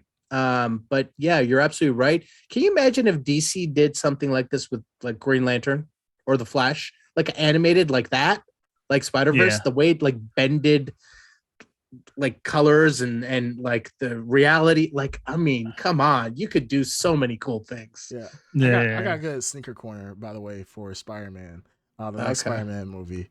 I was able to acquire some grails of a certain sneaker type for Spider-Man. So when we review the movie, the next movie, might bust them. Why don't you save it for? I'm gonna save what is the date on this here? June 2nd. Oh, it's gonna be a while. All right, you might as well pop your whenever you get a chance. I mean, I got him over on the side. No, hold off for a proper sneaker corner. Hold off. Okay. But anyways, Spider-Man, real good. Good choice. Yeah. My number 4 is Street Fighter 6. Yep. I love Street Fighter. I suck at Street Fighter, but I love the characters. I love playing the game. I love everything. But I love the tournaments. I've been waiting for a while, and it seems like they're gonna do something new. I want to see this new art style that they have, and how they're gonna pull it off. Because they said they're focusing a lot on esports. So they're gonna make it even more entertaining to watch when you see people play it. Supposedly, who knows? I would say Street Fighter tournaments are exciting. They are fun to watch overall. Street Fighter 5. Maybe just because I'm not engrossed in the FGC like that, but I always thought they were interesting and they're entertaining to watch. So the fact that they are going to focus on esports, we see that Sony they bought out Evo. So, and we know Street Fighter is always the main fighting game for Evo. So, no, it should be a good time. And could be KI this year, though. We don't know. Rumors are. Rumors are. I mean, probably one of the best moments in 2022 for sure was that KI countdown, and then that reveal. That was a great moment. The level that was a great live moment. Yeah, the level of disappointment. I wish and this is shame on us. And you know what? Because I'm not as in tuned, I'm gonna say shame on Creepcast here. What's that? We should have had a super cut of all of Ed Underground's disappointments watching Nintendo Directs and Microsoft, whatever the hell they call them. Like, there were so many moments. This child was like, his heart what happens when you pulverize like glass into like dust? Like by the time you get to the end of the year, that Killer Instinct, it was. I was watching it from work. I didn't even care about the thing. I was watching him watch it. And was watching you in the chat, and I'm on my phone, and I hit refresh, and I could see the thing, and he couldn't refresh. He kept trying to refresh and trust us. There's nothing. I saw what it was, and I was like, I can't wait to see his face. The level of disappointment. I mean, it's like telling. I had to punch out for lunch. It was great. Oh man, the level of disappointment. You went and had a smoke.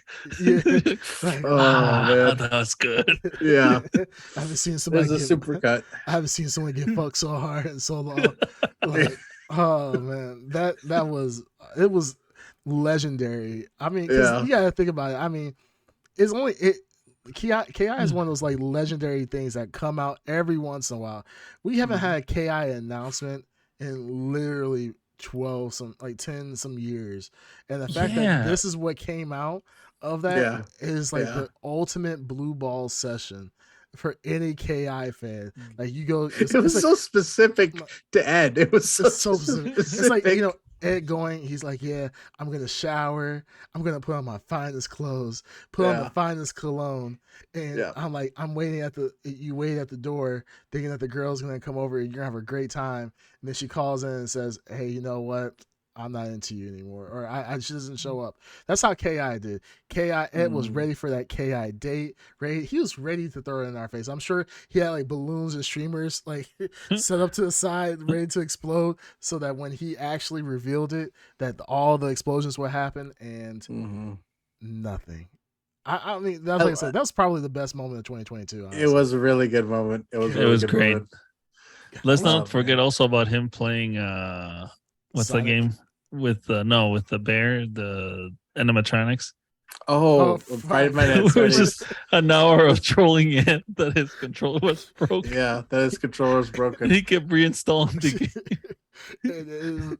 Ed kept thinking, Ed pretty much sped did a speed run of the entire Five Nights at Freddy's franchise. Oh, that was hilarious. I don't know why we troll Ed so much and why he allows us to troll him, but that was a good time. I know we have that recorded somewhere. Such a good time. Was that on what was the Microsoft streaming platform? Was that on that? No, that was on Twitch. I think. It was on Twitch. I think it was on Twitch. It might not have been. You talking about the other one, not caffeine. Was it caffeine? No. It was the Facebook gaming thing. Yeah, I forgot. No, it was not Facebook. It was Microsoft's. No, Facebook bought it. Jake's on a plane. Help us out here. What was the Twitch rival from Microsoft that Ninja went on to and then he made his millions and just left? I thought it was Facebook. Blast? No, Mixer. Like, it was something stupid.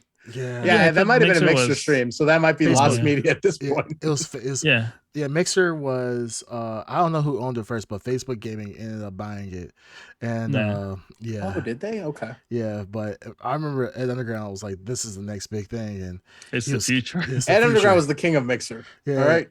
It was Ninja and then him. Yeah, it was right. They made a contract with Ninja, and they're like Ed Underground, we need you to come over here. It just reminds me of when after this we can get back on the list. Remember, Ed's always on the newest thing. You know, remember Ed jumped on the Windows phone, and he was like, "All right, guys," he's like, "Fucking Apple, man." Tiles. Tiles, man. He was trying to show me the tiles. Yeah, look what I can do, man. I can move my messages from the bottom tile to the top tile, bro. Yeah. It's like, this is not it, man. We love him so much. We do. He brings joy to us. Good times. All right, so let's jump on to number four for Creamcast. No, number 4 for you. No, his was no. Where did mine? Mine Street Fighter 6. Oh, Street Fighter 6. Oh yeah, you're right. All right. So my number 4. I was really torn about this one. I still may change it, but I put Guardians of the Galaxy 3. I am relatively excited about it. Since this is once again James Gunn, I'm gonna give him the benefit of the doubt that he still has the magic. Since this is the last Guardians of the Galaxy, Dave Bautista said he's not doing any more Guardians of the Galaxy. Drax. No more Drax. He's done after this. We don't know what that means, if he's gonna die or he's literally this is gonna be the end of the Guardians of the Galaxy. I do have a pretty big expectation for this movie. Now, this could be the biggest expectation or the biggest failure of 2023 by the end of the year, but I'm gonna give it the benefit of the doubt, and we'll see what happens. But Guardian of the Galaxy 3 is my number 4. Stay tuned. I may mention that at some point. So may I. Let's see. Number 3 for me. Darkseid. Okay, now we're getting into the top 3 here. It's pretty rock solid for me. The top 3, no question. As soon as I was like 2023, bing, bing, bing, these 3 were in there. Okay. Okay. Not even the orders. It is what it is. Number 3 for me, the man never steers me wrong. I know I'm gonna have a great time. Mission Impossible: Dead Reckoning Part 1. Tommy Cruise. This man is going to die on screen one day, and we're all going to watch it, and it's going to be amazing. But not today. Not this one. Not this one. Not today. Not till he shoots the one in his face. But I mean, Mission Impossible, what could be said? I love these movies. I love these goddamn movies, and they're all good. No. Let's rephrase this. You love Tom Cruise. Yes. Because you said this exact same thing about Top Gun. He did say the exact same thing. Hold on. Yeah, I mean, okay, there are... Okay, I mean, I'm gonna the next one I mentioned will also be like, yeah, I'm gay for certain actors and people, whatever. Yeah. Tom Cruise is one of them. Whatever. All 2 of them, you would just gobble him up. Hey, opportunity is what is not happening here. But who knows? I can't even trust myself. The man is charismatic as hell. Like, give him a motorcycle and like a cliff. Yeah, fucking entertaining. And somewhere to run. He needs to run. You need to give him enough space to run on camera. Yeah. Someone needs to be chasing running him on camera. He has to be running. Yeah, he always has to be running. Like, even when it doesn't make sense, somebody's driving off, he's running after the car for some reason, and somehow he catches up. Somehow this, I think what was the Mission Impossible where he's running in the middle of the sandstorm. Like, dude's driving off in the BMW. He's running. Somehow this $100,000 BMW just breaks down. Like, that's horrible product placement, by the way, for BMW. But somehow Tom Cruise can run and catch up to this guy over like a span of 10 miles. Absolutely. It's not. No, I disagree. The BMW is only a like human created company. If Tom Cruise catches up to you, hey, that's life. That happens. That's like act of God. So that's nothing to be ashamed of, BMW. You were beaten by the best. Yeah, Scientology, they know how to make them good. So definitely test tube actor for sure. Built in the lab. But no, Mission Impossible, man. That's I'm not surprised because it's you, but I'm surprised that it would be on your top 3. Like, I didn't even know it was coming, to be honest. Yeah, I knew it was coming, and I had a feeling. I mean, like, I feel like you guys should know. Like I said, I talk about certain people a lot. Yeah, Tom Cruise is very clear. Tom Cruise, James Cameron, yes, Harrison Ford. Harrison Ford, yeah. I wonder if that's coming up. Yeah, the day that Harrison Ford. Fuck off. Go to your number 3, bitch. Number 3 is the Mario movie. I don't know why. I've just really been looking forward to the stupid Mario movie. Every time I see like the ads and everything, like, it warms my heart. I'm like, oh crap, I really want to see this stupid movie. I absolutely there's something about that. I want to hate it. I want to hate it. Yeah. I want to hate it too. Everything they're showing is good. You wanted to hate. This movie was designed when they dropped the actors doing it. Everyone thought, it was memeing. You know, it's funny. You know, like, no one stopped for a second and be like, maybe these motherfuckers know what they're doing. Maybe like Chris Pratt blew somebody away in some audition. I don't know, but like everything I've seen, we've seen 2 trailers. Everything I've seen looks good. Yeah, but let's be fair. Of all the actors, I probably hype up Chris Pratt the most in the past. So I mean, I wasn't excited. I'm excited for it, but I'm not excited because of Chris Pratt. I think this is the one movie I'd be like, whatever. Yeah, I'm excited for Mario. Yeah, Mario. But you're right. Yeah, I was one of those haters haters when they released it. Yeah. So. Yeah, the fact that Jack Black is as Bowser, and I never thought in a million years he fit it so well. He would do so well, exactly. So I have the same feeling about Seth Rogen as Donkey Kong is going to do the same thing. It's going to work. What's this stupid Seth Rogen is Donkey Kong, and it's going to work. I'm telling you right now. Which is crazy. I mean, this is an ensemble that you would never think would work for a Mario movie, but here we are, fucking in a strange time. What a fucking time to be alive. 2023. Great time. Getting to see, Chris Pratt, Jack Black, what was it? Seth Rogen, the guy from Peel, right? Yeah. Oh, Keegan-Michael Key. Yeah. Charlie Day is Luigi, and it's working Charlie for Day. me. Yeah, like Jake's on the Plane said. Yes. Imagine announcing this cast 10 years ago. People would be losing their shit. They did. Well, no, I'm saying even worse. Like I'm talking about, even worse. Yeah, I guess. Yeah, this will be like, people will be like, what the actual fuck? Like, and people were so like that, but this works. And I don't know why it works. It's just, it does. Scary. Yeah, well, it's like I said, it's anticipated. It looks like it works. No, you know what I was thinking right now when we're talking about Seth Rogen doing Donkey Kong? I'm like, what other actors could play Donkey Kong? And then I realized that literally Donkey Kong, you have to get a white actor to do the voice of Donkey Kong. Oh yeah, because if you got like a black actor, you would have been in deep water. Yeah. And Nintendo, actually. Nintendo probably wrote that in the movie. Probably was like, all right, we're going to give you guys a license to be able to do this movie. However, the one thing you can't do, for the love of God, is choose a black actor for Donkey Kong. Yeah, because that wouldn't have went well, for sure. They get what's it called? Tracy Morgan as a Donkey Tracy Kong. Morgan. That would have worked too. Actually, would have worked. But they can't. They cannot. That's what I'm saying. They would get in. Man, like, you actually nailed it. That Tracy Morgan would have been good. Yeah, that was actually that would be a good pick. Yeah, but see, you're right. I know what you're saying, but if it worked, nobody would. No. I mean, bullshit. No. That's there's people out there that are just waiting for that opportunity. That's giving fuel to like the clan and being like, see, told you, even the Japanese think they're monkeys. Like, that's no, pretty much. No, we're good. Like, Jake's on the Plane saying, imagine a casting call. No, need actor for large monkey. No black men. No black men. Black men need not apply. Please don't. Please, black men don't apply. Not racist. Not racist. Yeah. Lance Reddick shows up. Mario.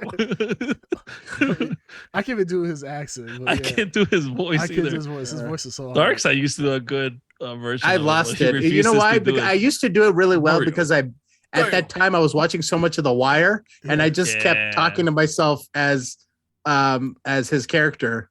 That's kind of weird. But sure. I mean, I went through a phase with The Wire, man. I was like binge that, watched it again and again. And again. Yeah, my wife actually the other day, she was like, she wanted to watch The Wire again, and she's like, I want to watch seasons 1, 2, 4, 5. I'm like, what happened to season 3? She's like, that's a boring season. I'm like, she's right, but they're all good. They're all good. Yeah. But yeah, I can't. Good. I don't want to. I can see Mario Kart being not Mario Kart. Super Mario being on you guys' top 3. It was a bump for me off of my 5. It was a debate with Spider-Man for me. Yeah. So it's good placement. Okay. Cool. So all right, Creamcast. Yeah, my number 3 would be Dune Part 2. Loved Dune Part 1. Yes, phenomenal movie. I've probably seen that movie a dozen times. Love the soundtrack on it. I think they did such a wonderful job of recreating this world outside of like the 1980s movie, recreating this world for modern times and making it modern, really sci-fi to a point where like we've seen Star Wars get a facelift on storytelling, some good ones and some good in like Andor, Mandalorian, some bad ones in the last trilogy. But I feel like Dune hits all the right notes of modernizing the story. Even though this is a remake of that story, I think they modernized it very well. And Timothy Chalamet, I can't remember. Charlemagne, the guy. Yeah, Timothy Chalamet. Timothy Chalamet. He's a phenomenal actor. I have a he's gaining status as one of my favorite actors for sure. So Dune Part 2. See what happens with it. I think it's gonna be phenomenal. So even one of my favorite female actors, Zendaya, is in there. So looking forward to it for sure. Yeah. What was your real quick? Because I'm trying to write these down so I get our predictions right. What was your number 4? Guardians of the Galaxy 3. Right. Okay. Yep. Got you. All right. No, but yeah. All right. So that's me. Dark Side. Number 2. Number 2. Wonder what it's gonna be. Indiana Jones. Or fucking whatever. All right, bitch. You ruined it for me.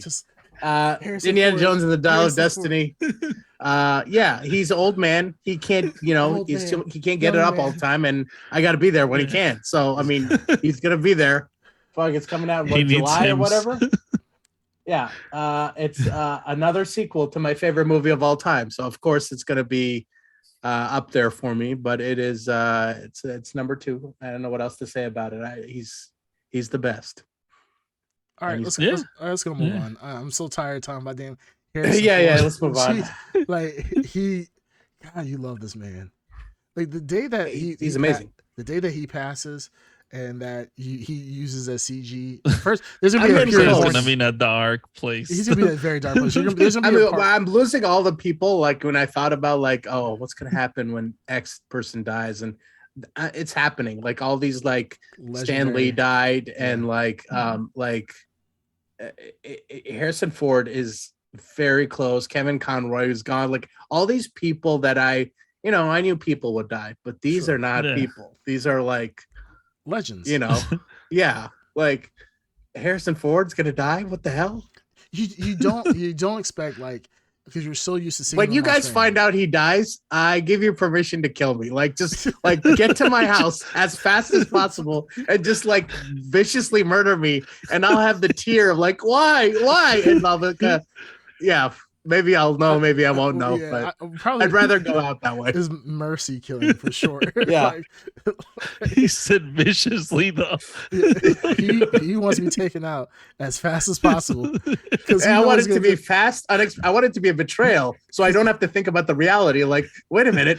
Oh my God, Harrison Ford's dead. I don't want to put it together. Exactly. He's gonna be while we're in the middle of viciously murdering him. He's gonna be Googling on his phone. What the fuck? This has to must be happening for a reason. And then then it's gonna be all for nothing. And then we're gonna go to jail knowing that you knew it was all for nothing. We just murdered you and you still found out that Harrison Ford died. Jeez. That'd be worth it. That would be a bad way to go. Yeah. But I will make sure to follow your wishes if that ever happens. Thank you. For sure. All right. My number 2 is The Legend of Zelda: Tears of the Kingdom. Of course. If it actually gets released this year. So typical. Yeah.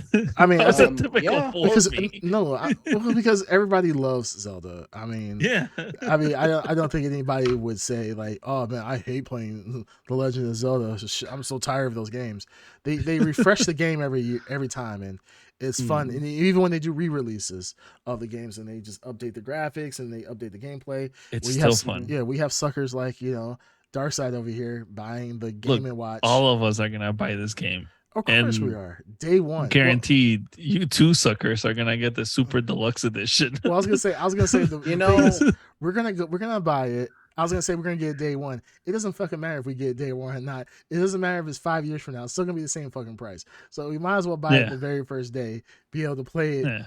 I regret not getting the collector's edition of Breath of the Wild. I had it in my hands. I was thinking about it. I was like, nah, I don't want it. Should have got it. There you go. I've yet to buy. Shut the Oh my god, it's so annoying. I think it's in. Yeah, storage.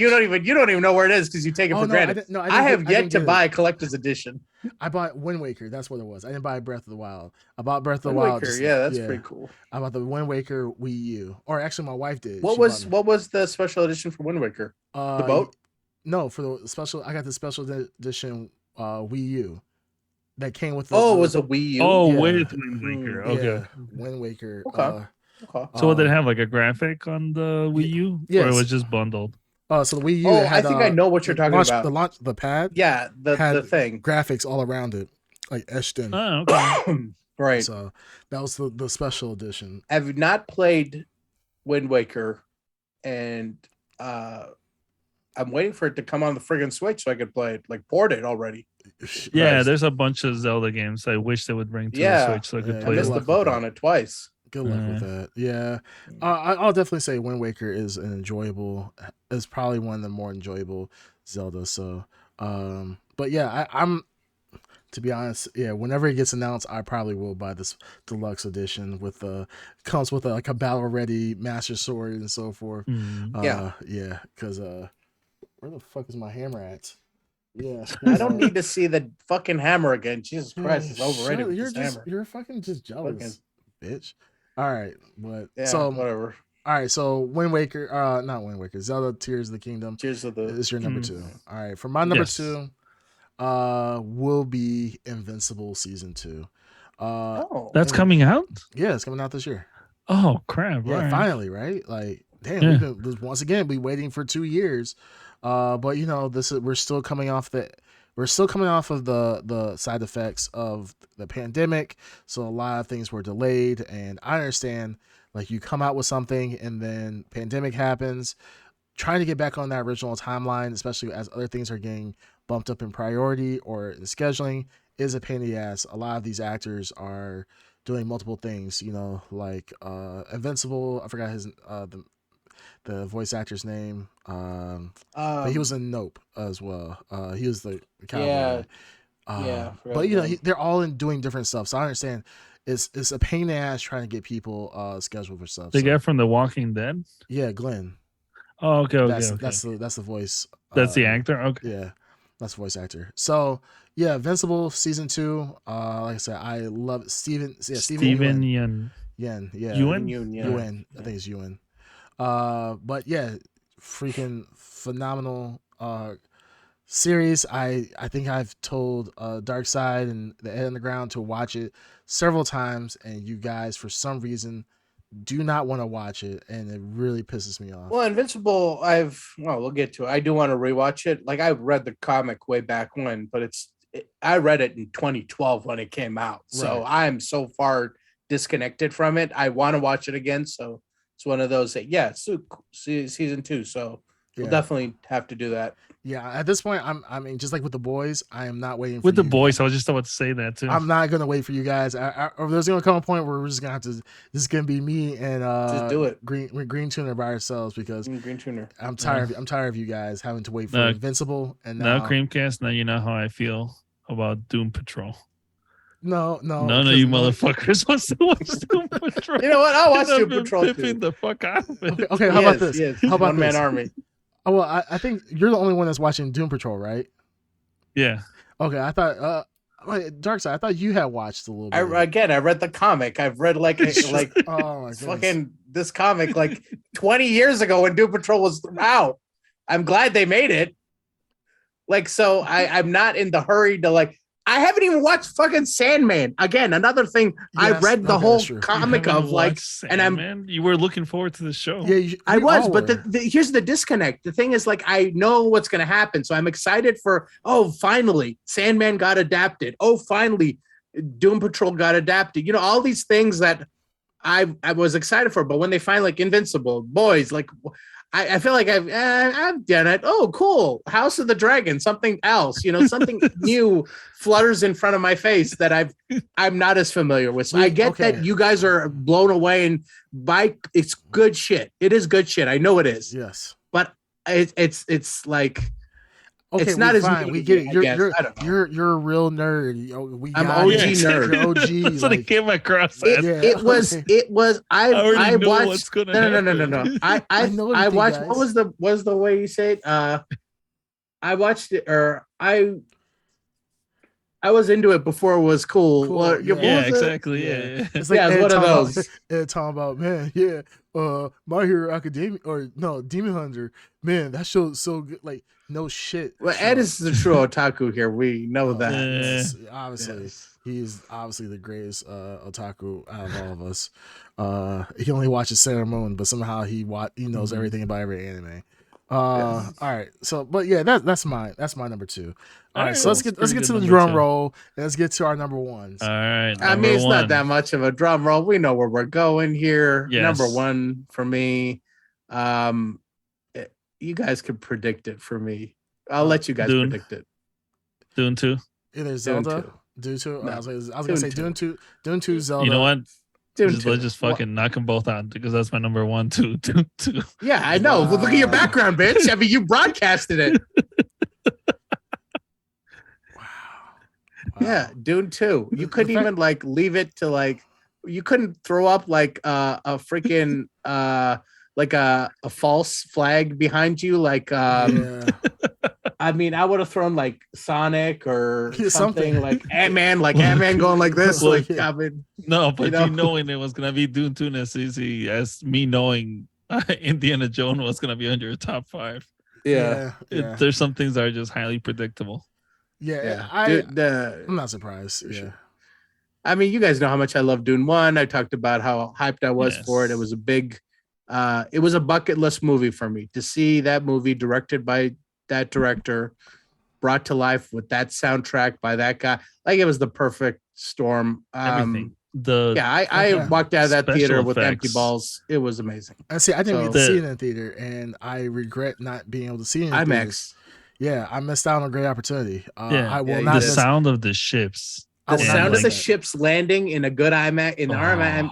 Yeah, it was the rumble, the bass.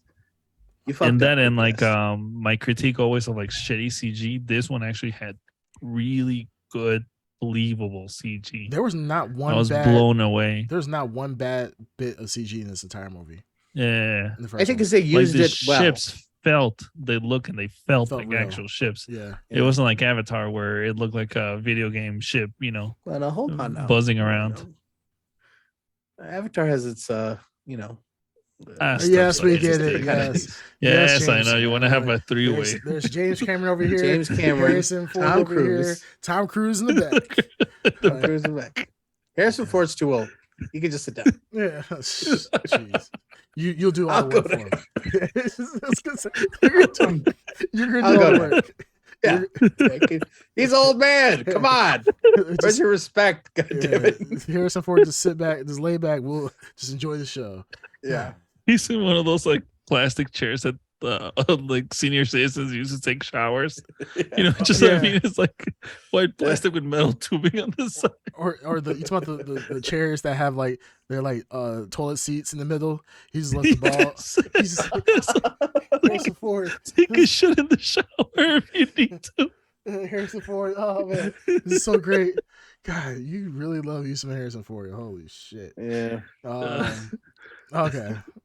Well, D2, baby. Yeah. All right. Well, since you guys both did your number 1 reveal at the same time, I'll give you guys a guess. Was my number 1? Just to recap, I did Invincible number 2. 3, I have everyone's recaps here. Okay. Well, I'm doing for Waldo as well. I mean, Green Tuner. 3, I did Dune. 4, Guardians of the Night, and 5, Hollow Knight. What do you guys would think would be my number 1? Okay, now here's the question, Green Turner. Do you think he will go for something obvious, or do you think he'll throw a curveball? Curveball. Yeah, I'm thinking curveball too. Yeah. Wow. Okay. I don't know. How about as big as a curveball as maybe the Flash, just to catch us off guard? Yeah, I'm thinking he's gonna try to troll. Yeah. No. Okay, I'll tell you guys this. It's not a curveball. It's not a curveball. Not a curveball. Yes, it's not a curveball. What the fuck's left? I'll give you another hint. It's something that has already been said on the list. On your guys' list. It's something that's already been said on the list. Zelda? Yes.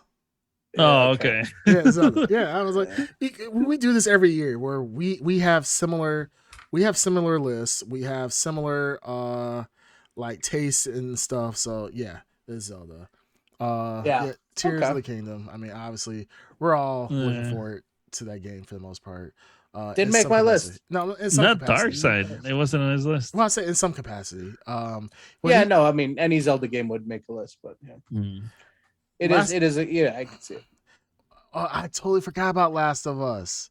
Jake's on the plane. He says not a single mention of Last of Us next week. I heard the TV comments. Show. Here's the thing. I heard some comments. It's too near. It's too close.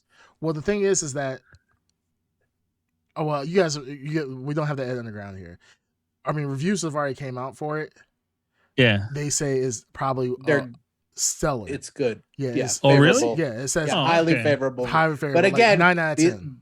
Yeah, but these are it's the liberal media again. Sure. You guys got to be, they're pushing an agenda. Mm-hmm. No, when I said that I heard some things. It's the people that are making the show said that they're not really. It doesn't seem like they're familiar with the video game, with the source, and they're dismissing it in the same way that The Witcher wasn't familiar and dismissed the Witcher lore. Opposite. They said they're following the video game, and they're not going to be adding like outside story from the outside. I heard it's pretty faithful. Yeah. Okay. Did you guys watch Chernobyl? No. Really? No, I heard it was good. Yeah. I just haven't watched it. Chernobyl's amazing. They're the people who are making this. The people who make Chernobyl is making Last of Us. Very good. Chernobyl's amazing. Watch it. It's quick, fast watch. Very good though. Jake's on plane said there's a New Yorker article from last week. Green Tuner needs to read. In what regard? I mean, there's a lot of articles. I have no idea. Yeah, I'm assuming about The Last of Us. Probably about The Last of Us. Yeah. But yeah, I mean, no, I honestly forgot about The Last of Us. No, I'm excited for it. I definitely, about the making of The Last of Us.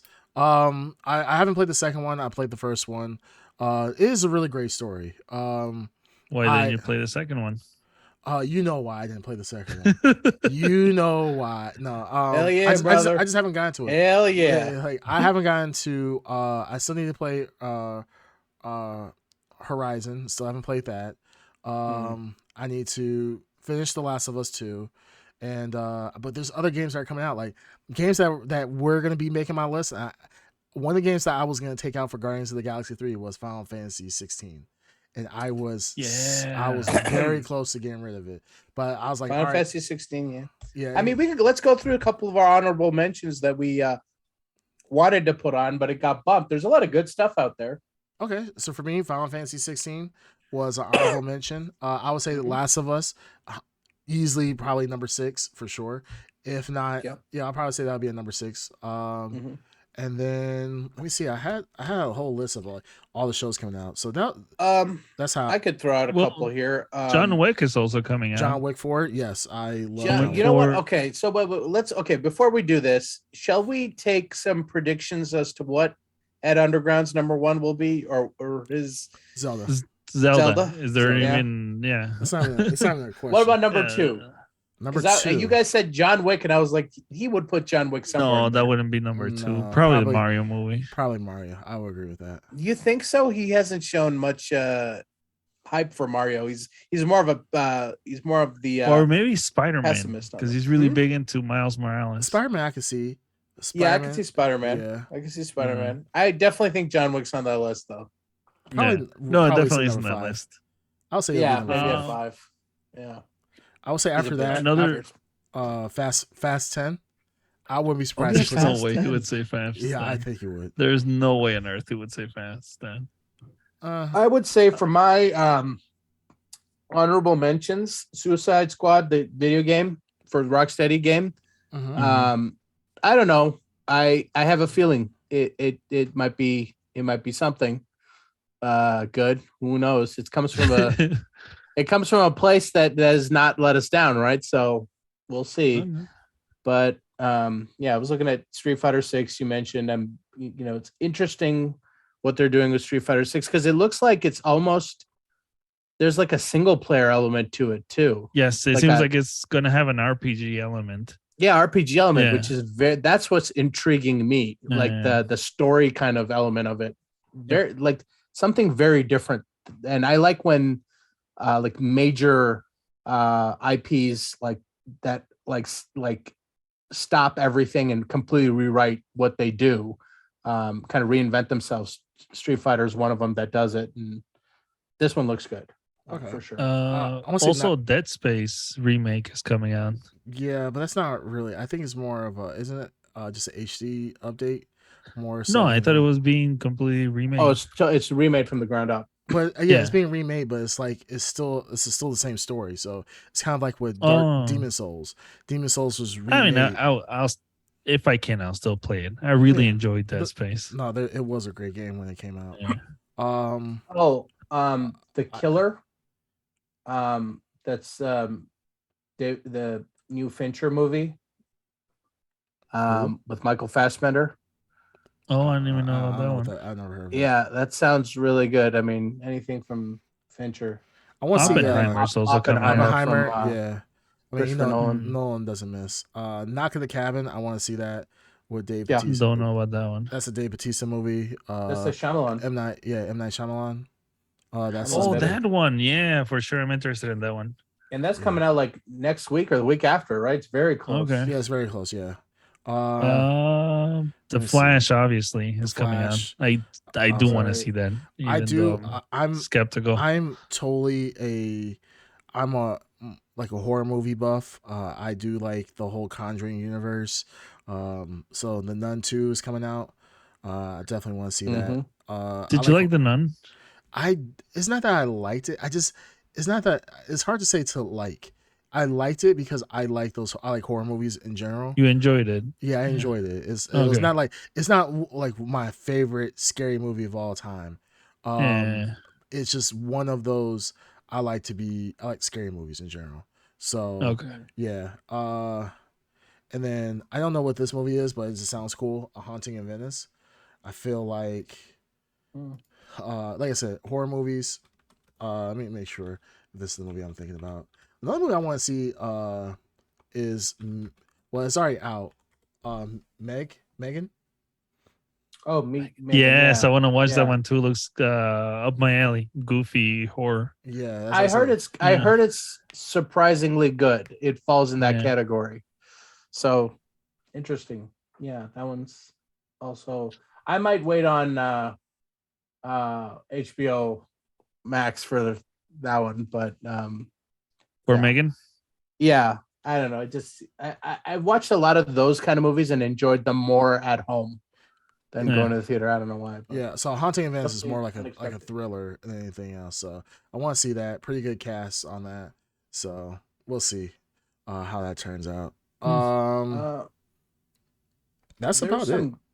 Games. That's what it. Were the games that I was looking at. Games. I mean, Alan Wake is coming back. Yeah, Alan Wake. But nobody was saying. I don't feel like a lot of people were like, man, I can't wait for. I don't either. But well, I enjoyed the first game. Shall we then? Okay, like I got some. What you think is going to be disappointing? Overhyped and disappointing. Oh, sorry. I thought this was my pick for Creamcast that it was not on his list. The RE4 remake. I thought you would put that on your. That would be honestly if this was a games only list. This would make top. It would make top 5. But this is why I said like games that I really enjoy putting a lot of time into would be like I said like Hollow Knight. I put so many hours into that game. Same with Zelda. So yeah, that's the only reason why. Jake's on a plane is shocked that we're not looking forward to Halo season 2. I will watch it. I will watch it. Wow, this is and this is just one I thought we should definitely replace the Underground with Jake. At this point, he's officially cut off. season 2's already been greenlit. I think they already started filming for it. So I mean, we're gonna get it one way or the other. And I think I'm curious to see what. I don't know what the feedback has been for Halo 2, like where the cutoff is, where like, with Witcher, with all these shows that there's been a very clear audience reaction and like the creatives are not listening. Right. I don't know what the connection at Halo 2 is. I don't know if anyone's talked about it. Hopefully they will listen and course correct. I don't know. Mm-hmm. It seems like I don't know. Like we talked about the Last of Us creators, and we talked about the Witcher creators. We kind of have an idea of how everyone's a little more up their own ass with their opinions. I have no idea what the Halo 2 people are and what their opinions are. So it'll be interesting to see where Halo 2 goes. Yeah, I don't think they even know what the hell they're doing at this point. They're just like Paramount. They give them a budget and they just execute, and then they make a love story out of it. I don't know. All right, so do you guys want to talk about the things that disappointments? Potential disappointment. All right. I have one here. I think Starfield, it will come out, and I think this thing's gonna be. I don't think it'll be a bad game. I think it'll just be a typical Bethesda, like buggy blow up. It'll blow up on launch, and it'll be one of those. This game comes out in 2023, but it won't be playable till 2024. Five. Yeah, 5. You know what I mean? I think it's going to be a lot of damage control with Starfield. I can see that. I think it's probably going to be. I don't know if it's going to be as bad as 76. No, what's the other game? Cyberpunk. No, it was a game before that. Like No Man's Sky ish. Like it's gonna come out, like No Man's Sky now. Oh, No Man's Sky. People, people all rave about how good it is, but it's, that's the comparison, right? It's No Man's Sky meets Fallout. Was that pretty much, yeah. So I mean, we all see the same thing. We looked at this game and the way they showed it to us, and we all looked at it and said, "There's no way this game is going to deliver that." The concept. You remember certain people on the podcast. I mean, they're gonna believe whatever they hear. Remember Anthem, the game of the year 2021, I believe, or 2020 maybe. Yeah. No. Now they're selling it literally on the PlayStation Store. You can get it for $2. I don't think I've never heard of a game. It's last gen game going on. At Underground Day 1, baby. Day one. Remember Day 1. Okay, I was a believer. Okay, so I had Starfield. That's a good one. I think Ant-Man is going to be a huge disappointment. Can we expand that to? And I'm gonna. This is where you said Guardians of the Galaxy. I wanted to say something there. I think the entire Marvel lineup will heavily disappoint. I think, and I'm gonna go on a prediction here. I think Guardians of the Galaxy will be a dud. I think it'll break the James Gunn streak, and we're all going like, what happened to James Gunn here? I don't know. I have nothing to base that on. I have a feeling that it's hard to do 3 in a row that are good. I mean, look at Nolan, but Nolan puts out. Yeah, but the thing about Nolan is he jumps to different ideas that interest him. You know what I mean? He does jump. It's hard to, and like I said, James Gunn could pull it off. James Gunn could pull it off. Is trilogy from Nolan.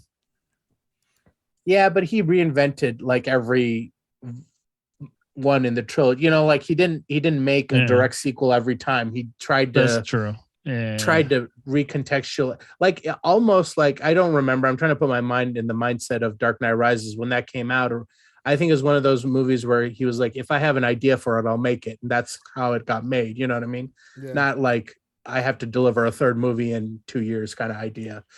Yeah. So I think Nolan did. I think for a trilogy, he did very well. And I think going back now, of course, we can always be like, oh, this could have been better. This can be better. But at the time, it was beautifully done. So I still think that he hasn't missed, especially in the last 2 decades. So I think we just need to put more respect on his name. That's all. That's all. Who? Nolan? Yeah, Nolan. I just think we need to put more respect on his name. He does deserve more respect. Comparing him to putting him with James Gunn at this moment is like saying, hey, somebody who's played like 1 or 2 seasons of basketball versus someone who's been in the game for for 3 championships, got a couple of rings, been there for a decade. So, but we'll see what James Gunn does. But I think that there's probably a higher chance that Ant-Man will fail than Ant-Man, and the Marvels is coming out too. The Marvels is coming Captain Marvel sequel. So guys, I got a bad feeling about this. Yeah, I got a bad feeling about that one too. That one's gonna be because I think we all are pretty much under the same agreement that Brie Larson is not the best Captain Marvel. No, she's not. I still stand by, and I'm on a sinking ship here, and I realize she's a good actor. She just should not be in this role. And certain people should be in certain roles. She's a good actor. Miss Marvel. She's a good one-dimensional actor. She's a one-dimensional actor. I could, yeah. I mean, like, yeah. This is not the role for her. She should not be in this kind of role. But hey, you never know. You could turn it around. She could turn it around. If anything's going to surprise me out of the Marvel universe, it's the Marvels. Like if that movie's even slightly good, I'm going to be blown away and happy. So the bar is low on the Marvels for me. Yeah. So I'll take it. It's come to a point like there's also that witch show, right? The villain from the Catherine Hahn show. Yeah. Again, see, like I have my feelings about Catherine Hahn now. I don't know. You did announce it pretty blatantly that you don't think she's up to the task of. She's not a lead character. Yeah. You know what I mean? Supporting character is better. Yeah, and I like he didn't even like her as a supporting character. Yeah, in Glass Onion, she was too supporting. She was too supporting. Yeah, exactly. So she supported too much. Damn, what you want to be? Pretty much, she just needs to be a background character. I know. I'm being cruel to this moment. She's good too. Cruel. I don't mind her. Yeah, she was actually not bad. Jeez. None of us mentioned our boy Momoa. That was gonna be my next one. Oh, yes. Oh, it is. Okay. Yeah, that was gonna be my next one. I do think that's gonna be pretty bad. Disappointment? Yes. I don't know. I have hopes for it. There's been so many. I'm going to throw the opposite at you. I'm going to throw the opposite. I think Aquaman 2 is going to be amazing, and WB execs are going to be like, "What the fuck do you people want from us?" They will be what's so gonna happen? Confused. What's going to happen after that? They're going to fire James Gunn. And they won't know what the fuck as to do. The head of creative. Yeah. Well, the thing is that he's honestly the most he's only done one movie really. Yeah. But I was gonna say he's the most consistent with the one movie. So I was like, other than he blew it out of the park though. He did the first Aquaman. Nobody would have thought the first Aquaman would have been as good as it was. Yeah. So especially with Jason Momoa and how much people were belly aching. I don't Jason know. Momoa. I think there's more of the was it James Wan, the director? Who was the director for Aquaman? James Wan. Yeah. I think it was more for me the spectacle of Aquaman. Like remember that end fight, the battle with the crabs. Ooh, that was so cool. like insane in 3D. Yeah. I wish I was high when I watched it. I wasn't, and it still had the effect of like a fever dream. If he can touch that level of craziness, I think that could be a sleeper hit. I have a feeling Aquaman 2 is going to do okay. I'm more excited about the chaos it's going to cause at WB when it does okay. And flash bombs, that's going to be interesting. I'm already telling you what's going to happen. They're going to fire James Gunn and put in James Wan because that's the only way that WB will be a revolving door of people. Yeah, well, the thing is James Wan good at story, like world building outside? You think Warner Brothers thinks about these kind of things? Of course, you're giving them too much credit. You're giving them everywhere and trying to see. I'm thinking way too hard on this. I'm sorry, guys. Yeah. It's just gonna be like James Gunn, you're out of here. Where's he probably has something in his service package to give him like $100 million. They're not gonna carry it. It's just wherever. Yeah, Warner Brothers, they're just a whole bag of fuck ups. You're right. Mm-hmm. If it blows up, how the hell are they gonna? It's gonna be fun to watch. It? No, they're gonna get rid of the whole. They're gonna get rid of all of their live action series, movies, and so forth, and they're gonna just except for Aquaman. Aquaman, yeah, just Aquaman, and just be James Wan and Aquaman, and then they're gonna stick with doing animated series. That's it.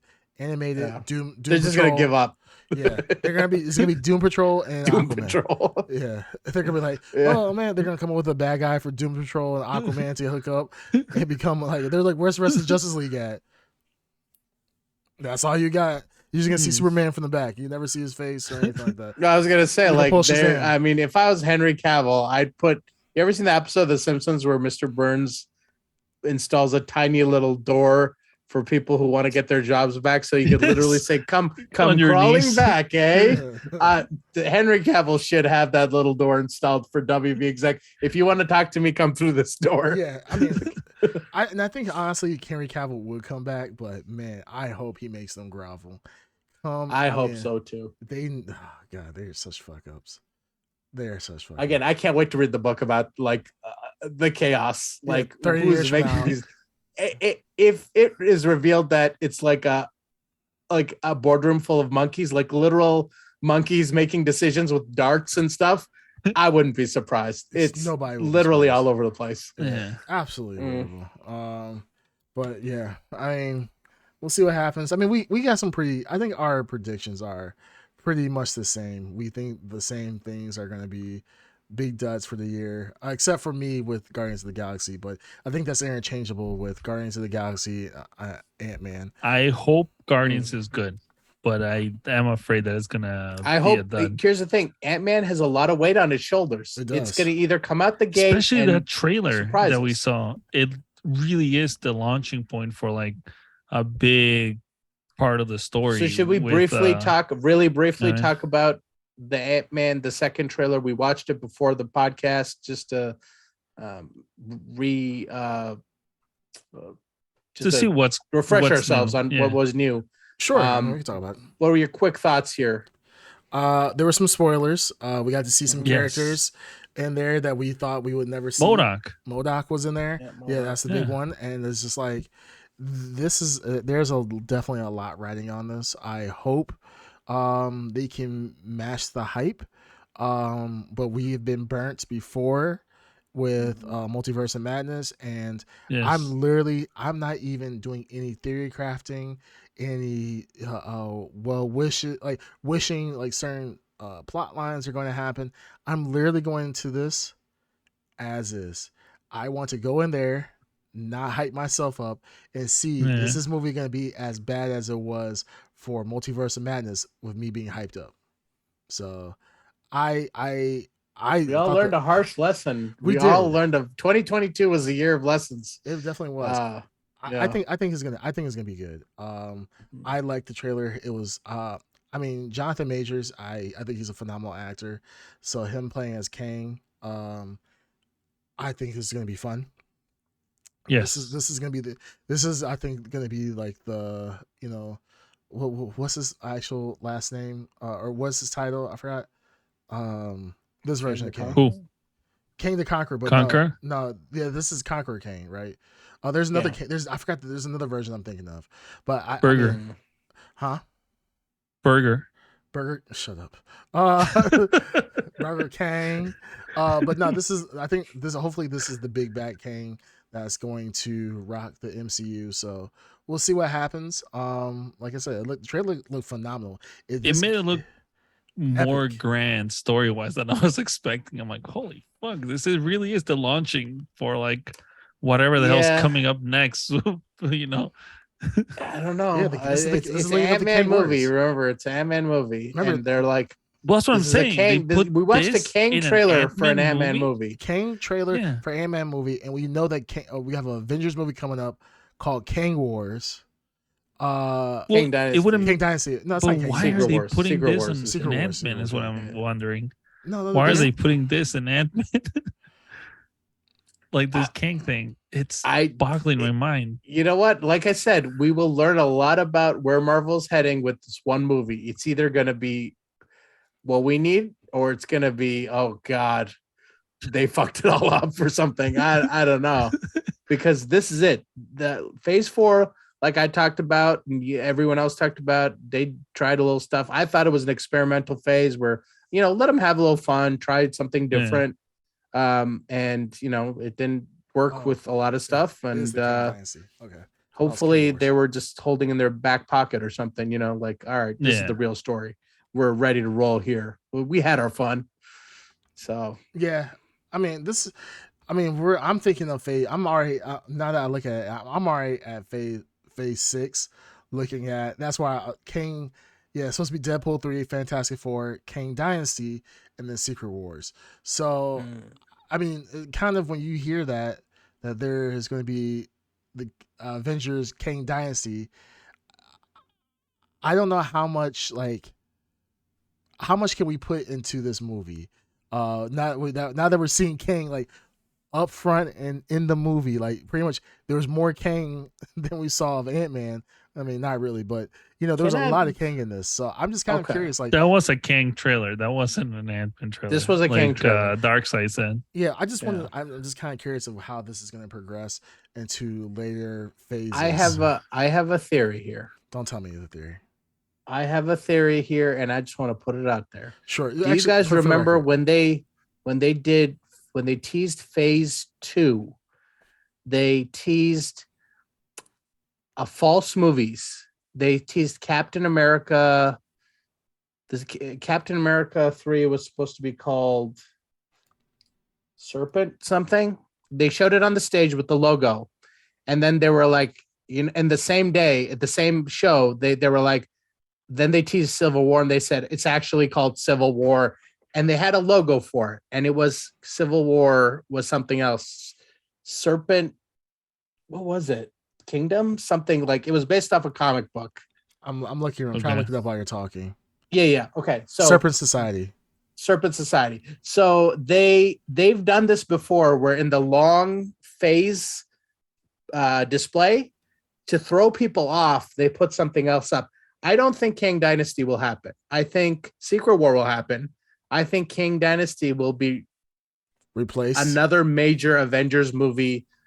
I don't know, Doctor Doom. As we get close to Ant-Man here, I don't feel the weight of Kang being like, he is an amazing, like, big villain. I don't feel the weight of Kang, and I have enough faith in possibly Kevin Feige is giving us a false, like, at some point, I think we could see Kang murdered by somebody else, and that's your big guy. I can actually believe that, because in phase 6, Fantastic Four is supposed to come out before Kang Dynasty. So if we see Doctor Doom kill Kang, I mean, first off, I mean, we're busting nuts left and right. I mean, we're busting nuts. We're busting nuts for sure. Yeah. So, I mean, if that does I'll be happen, kicked out of the theater if that happens. Yeah, like, there's gonna be police officers decent there. exposure. Yeah, like, holy shit, decent exposure, sir. You're coming with us, and they're gonna be watching. They're gonna be walking in, watch Doctor Doom kill Kang. They're gonna bust a nut. I'm like, reverse card. You're going to jail, bastard.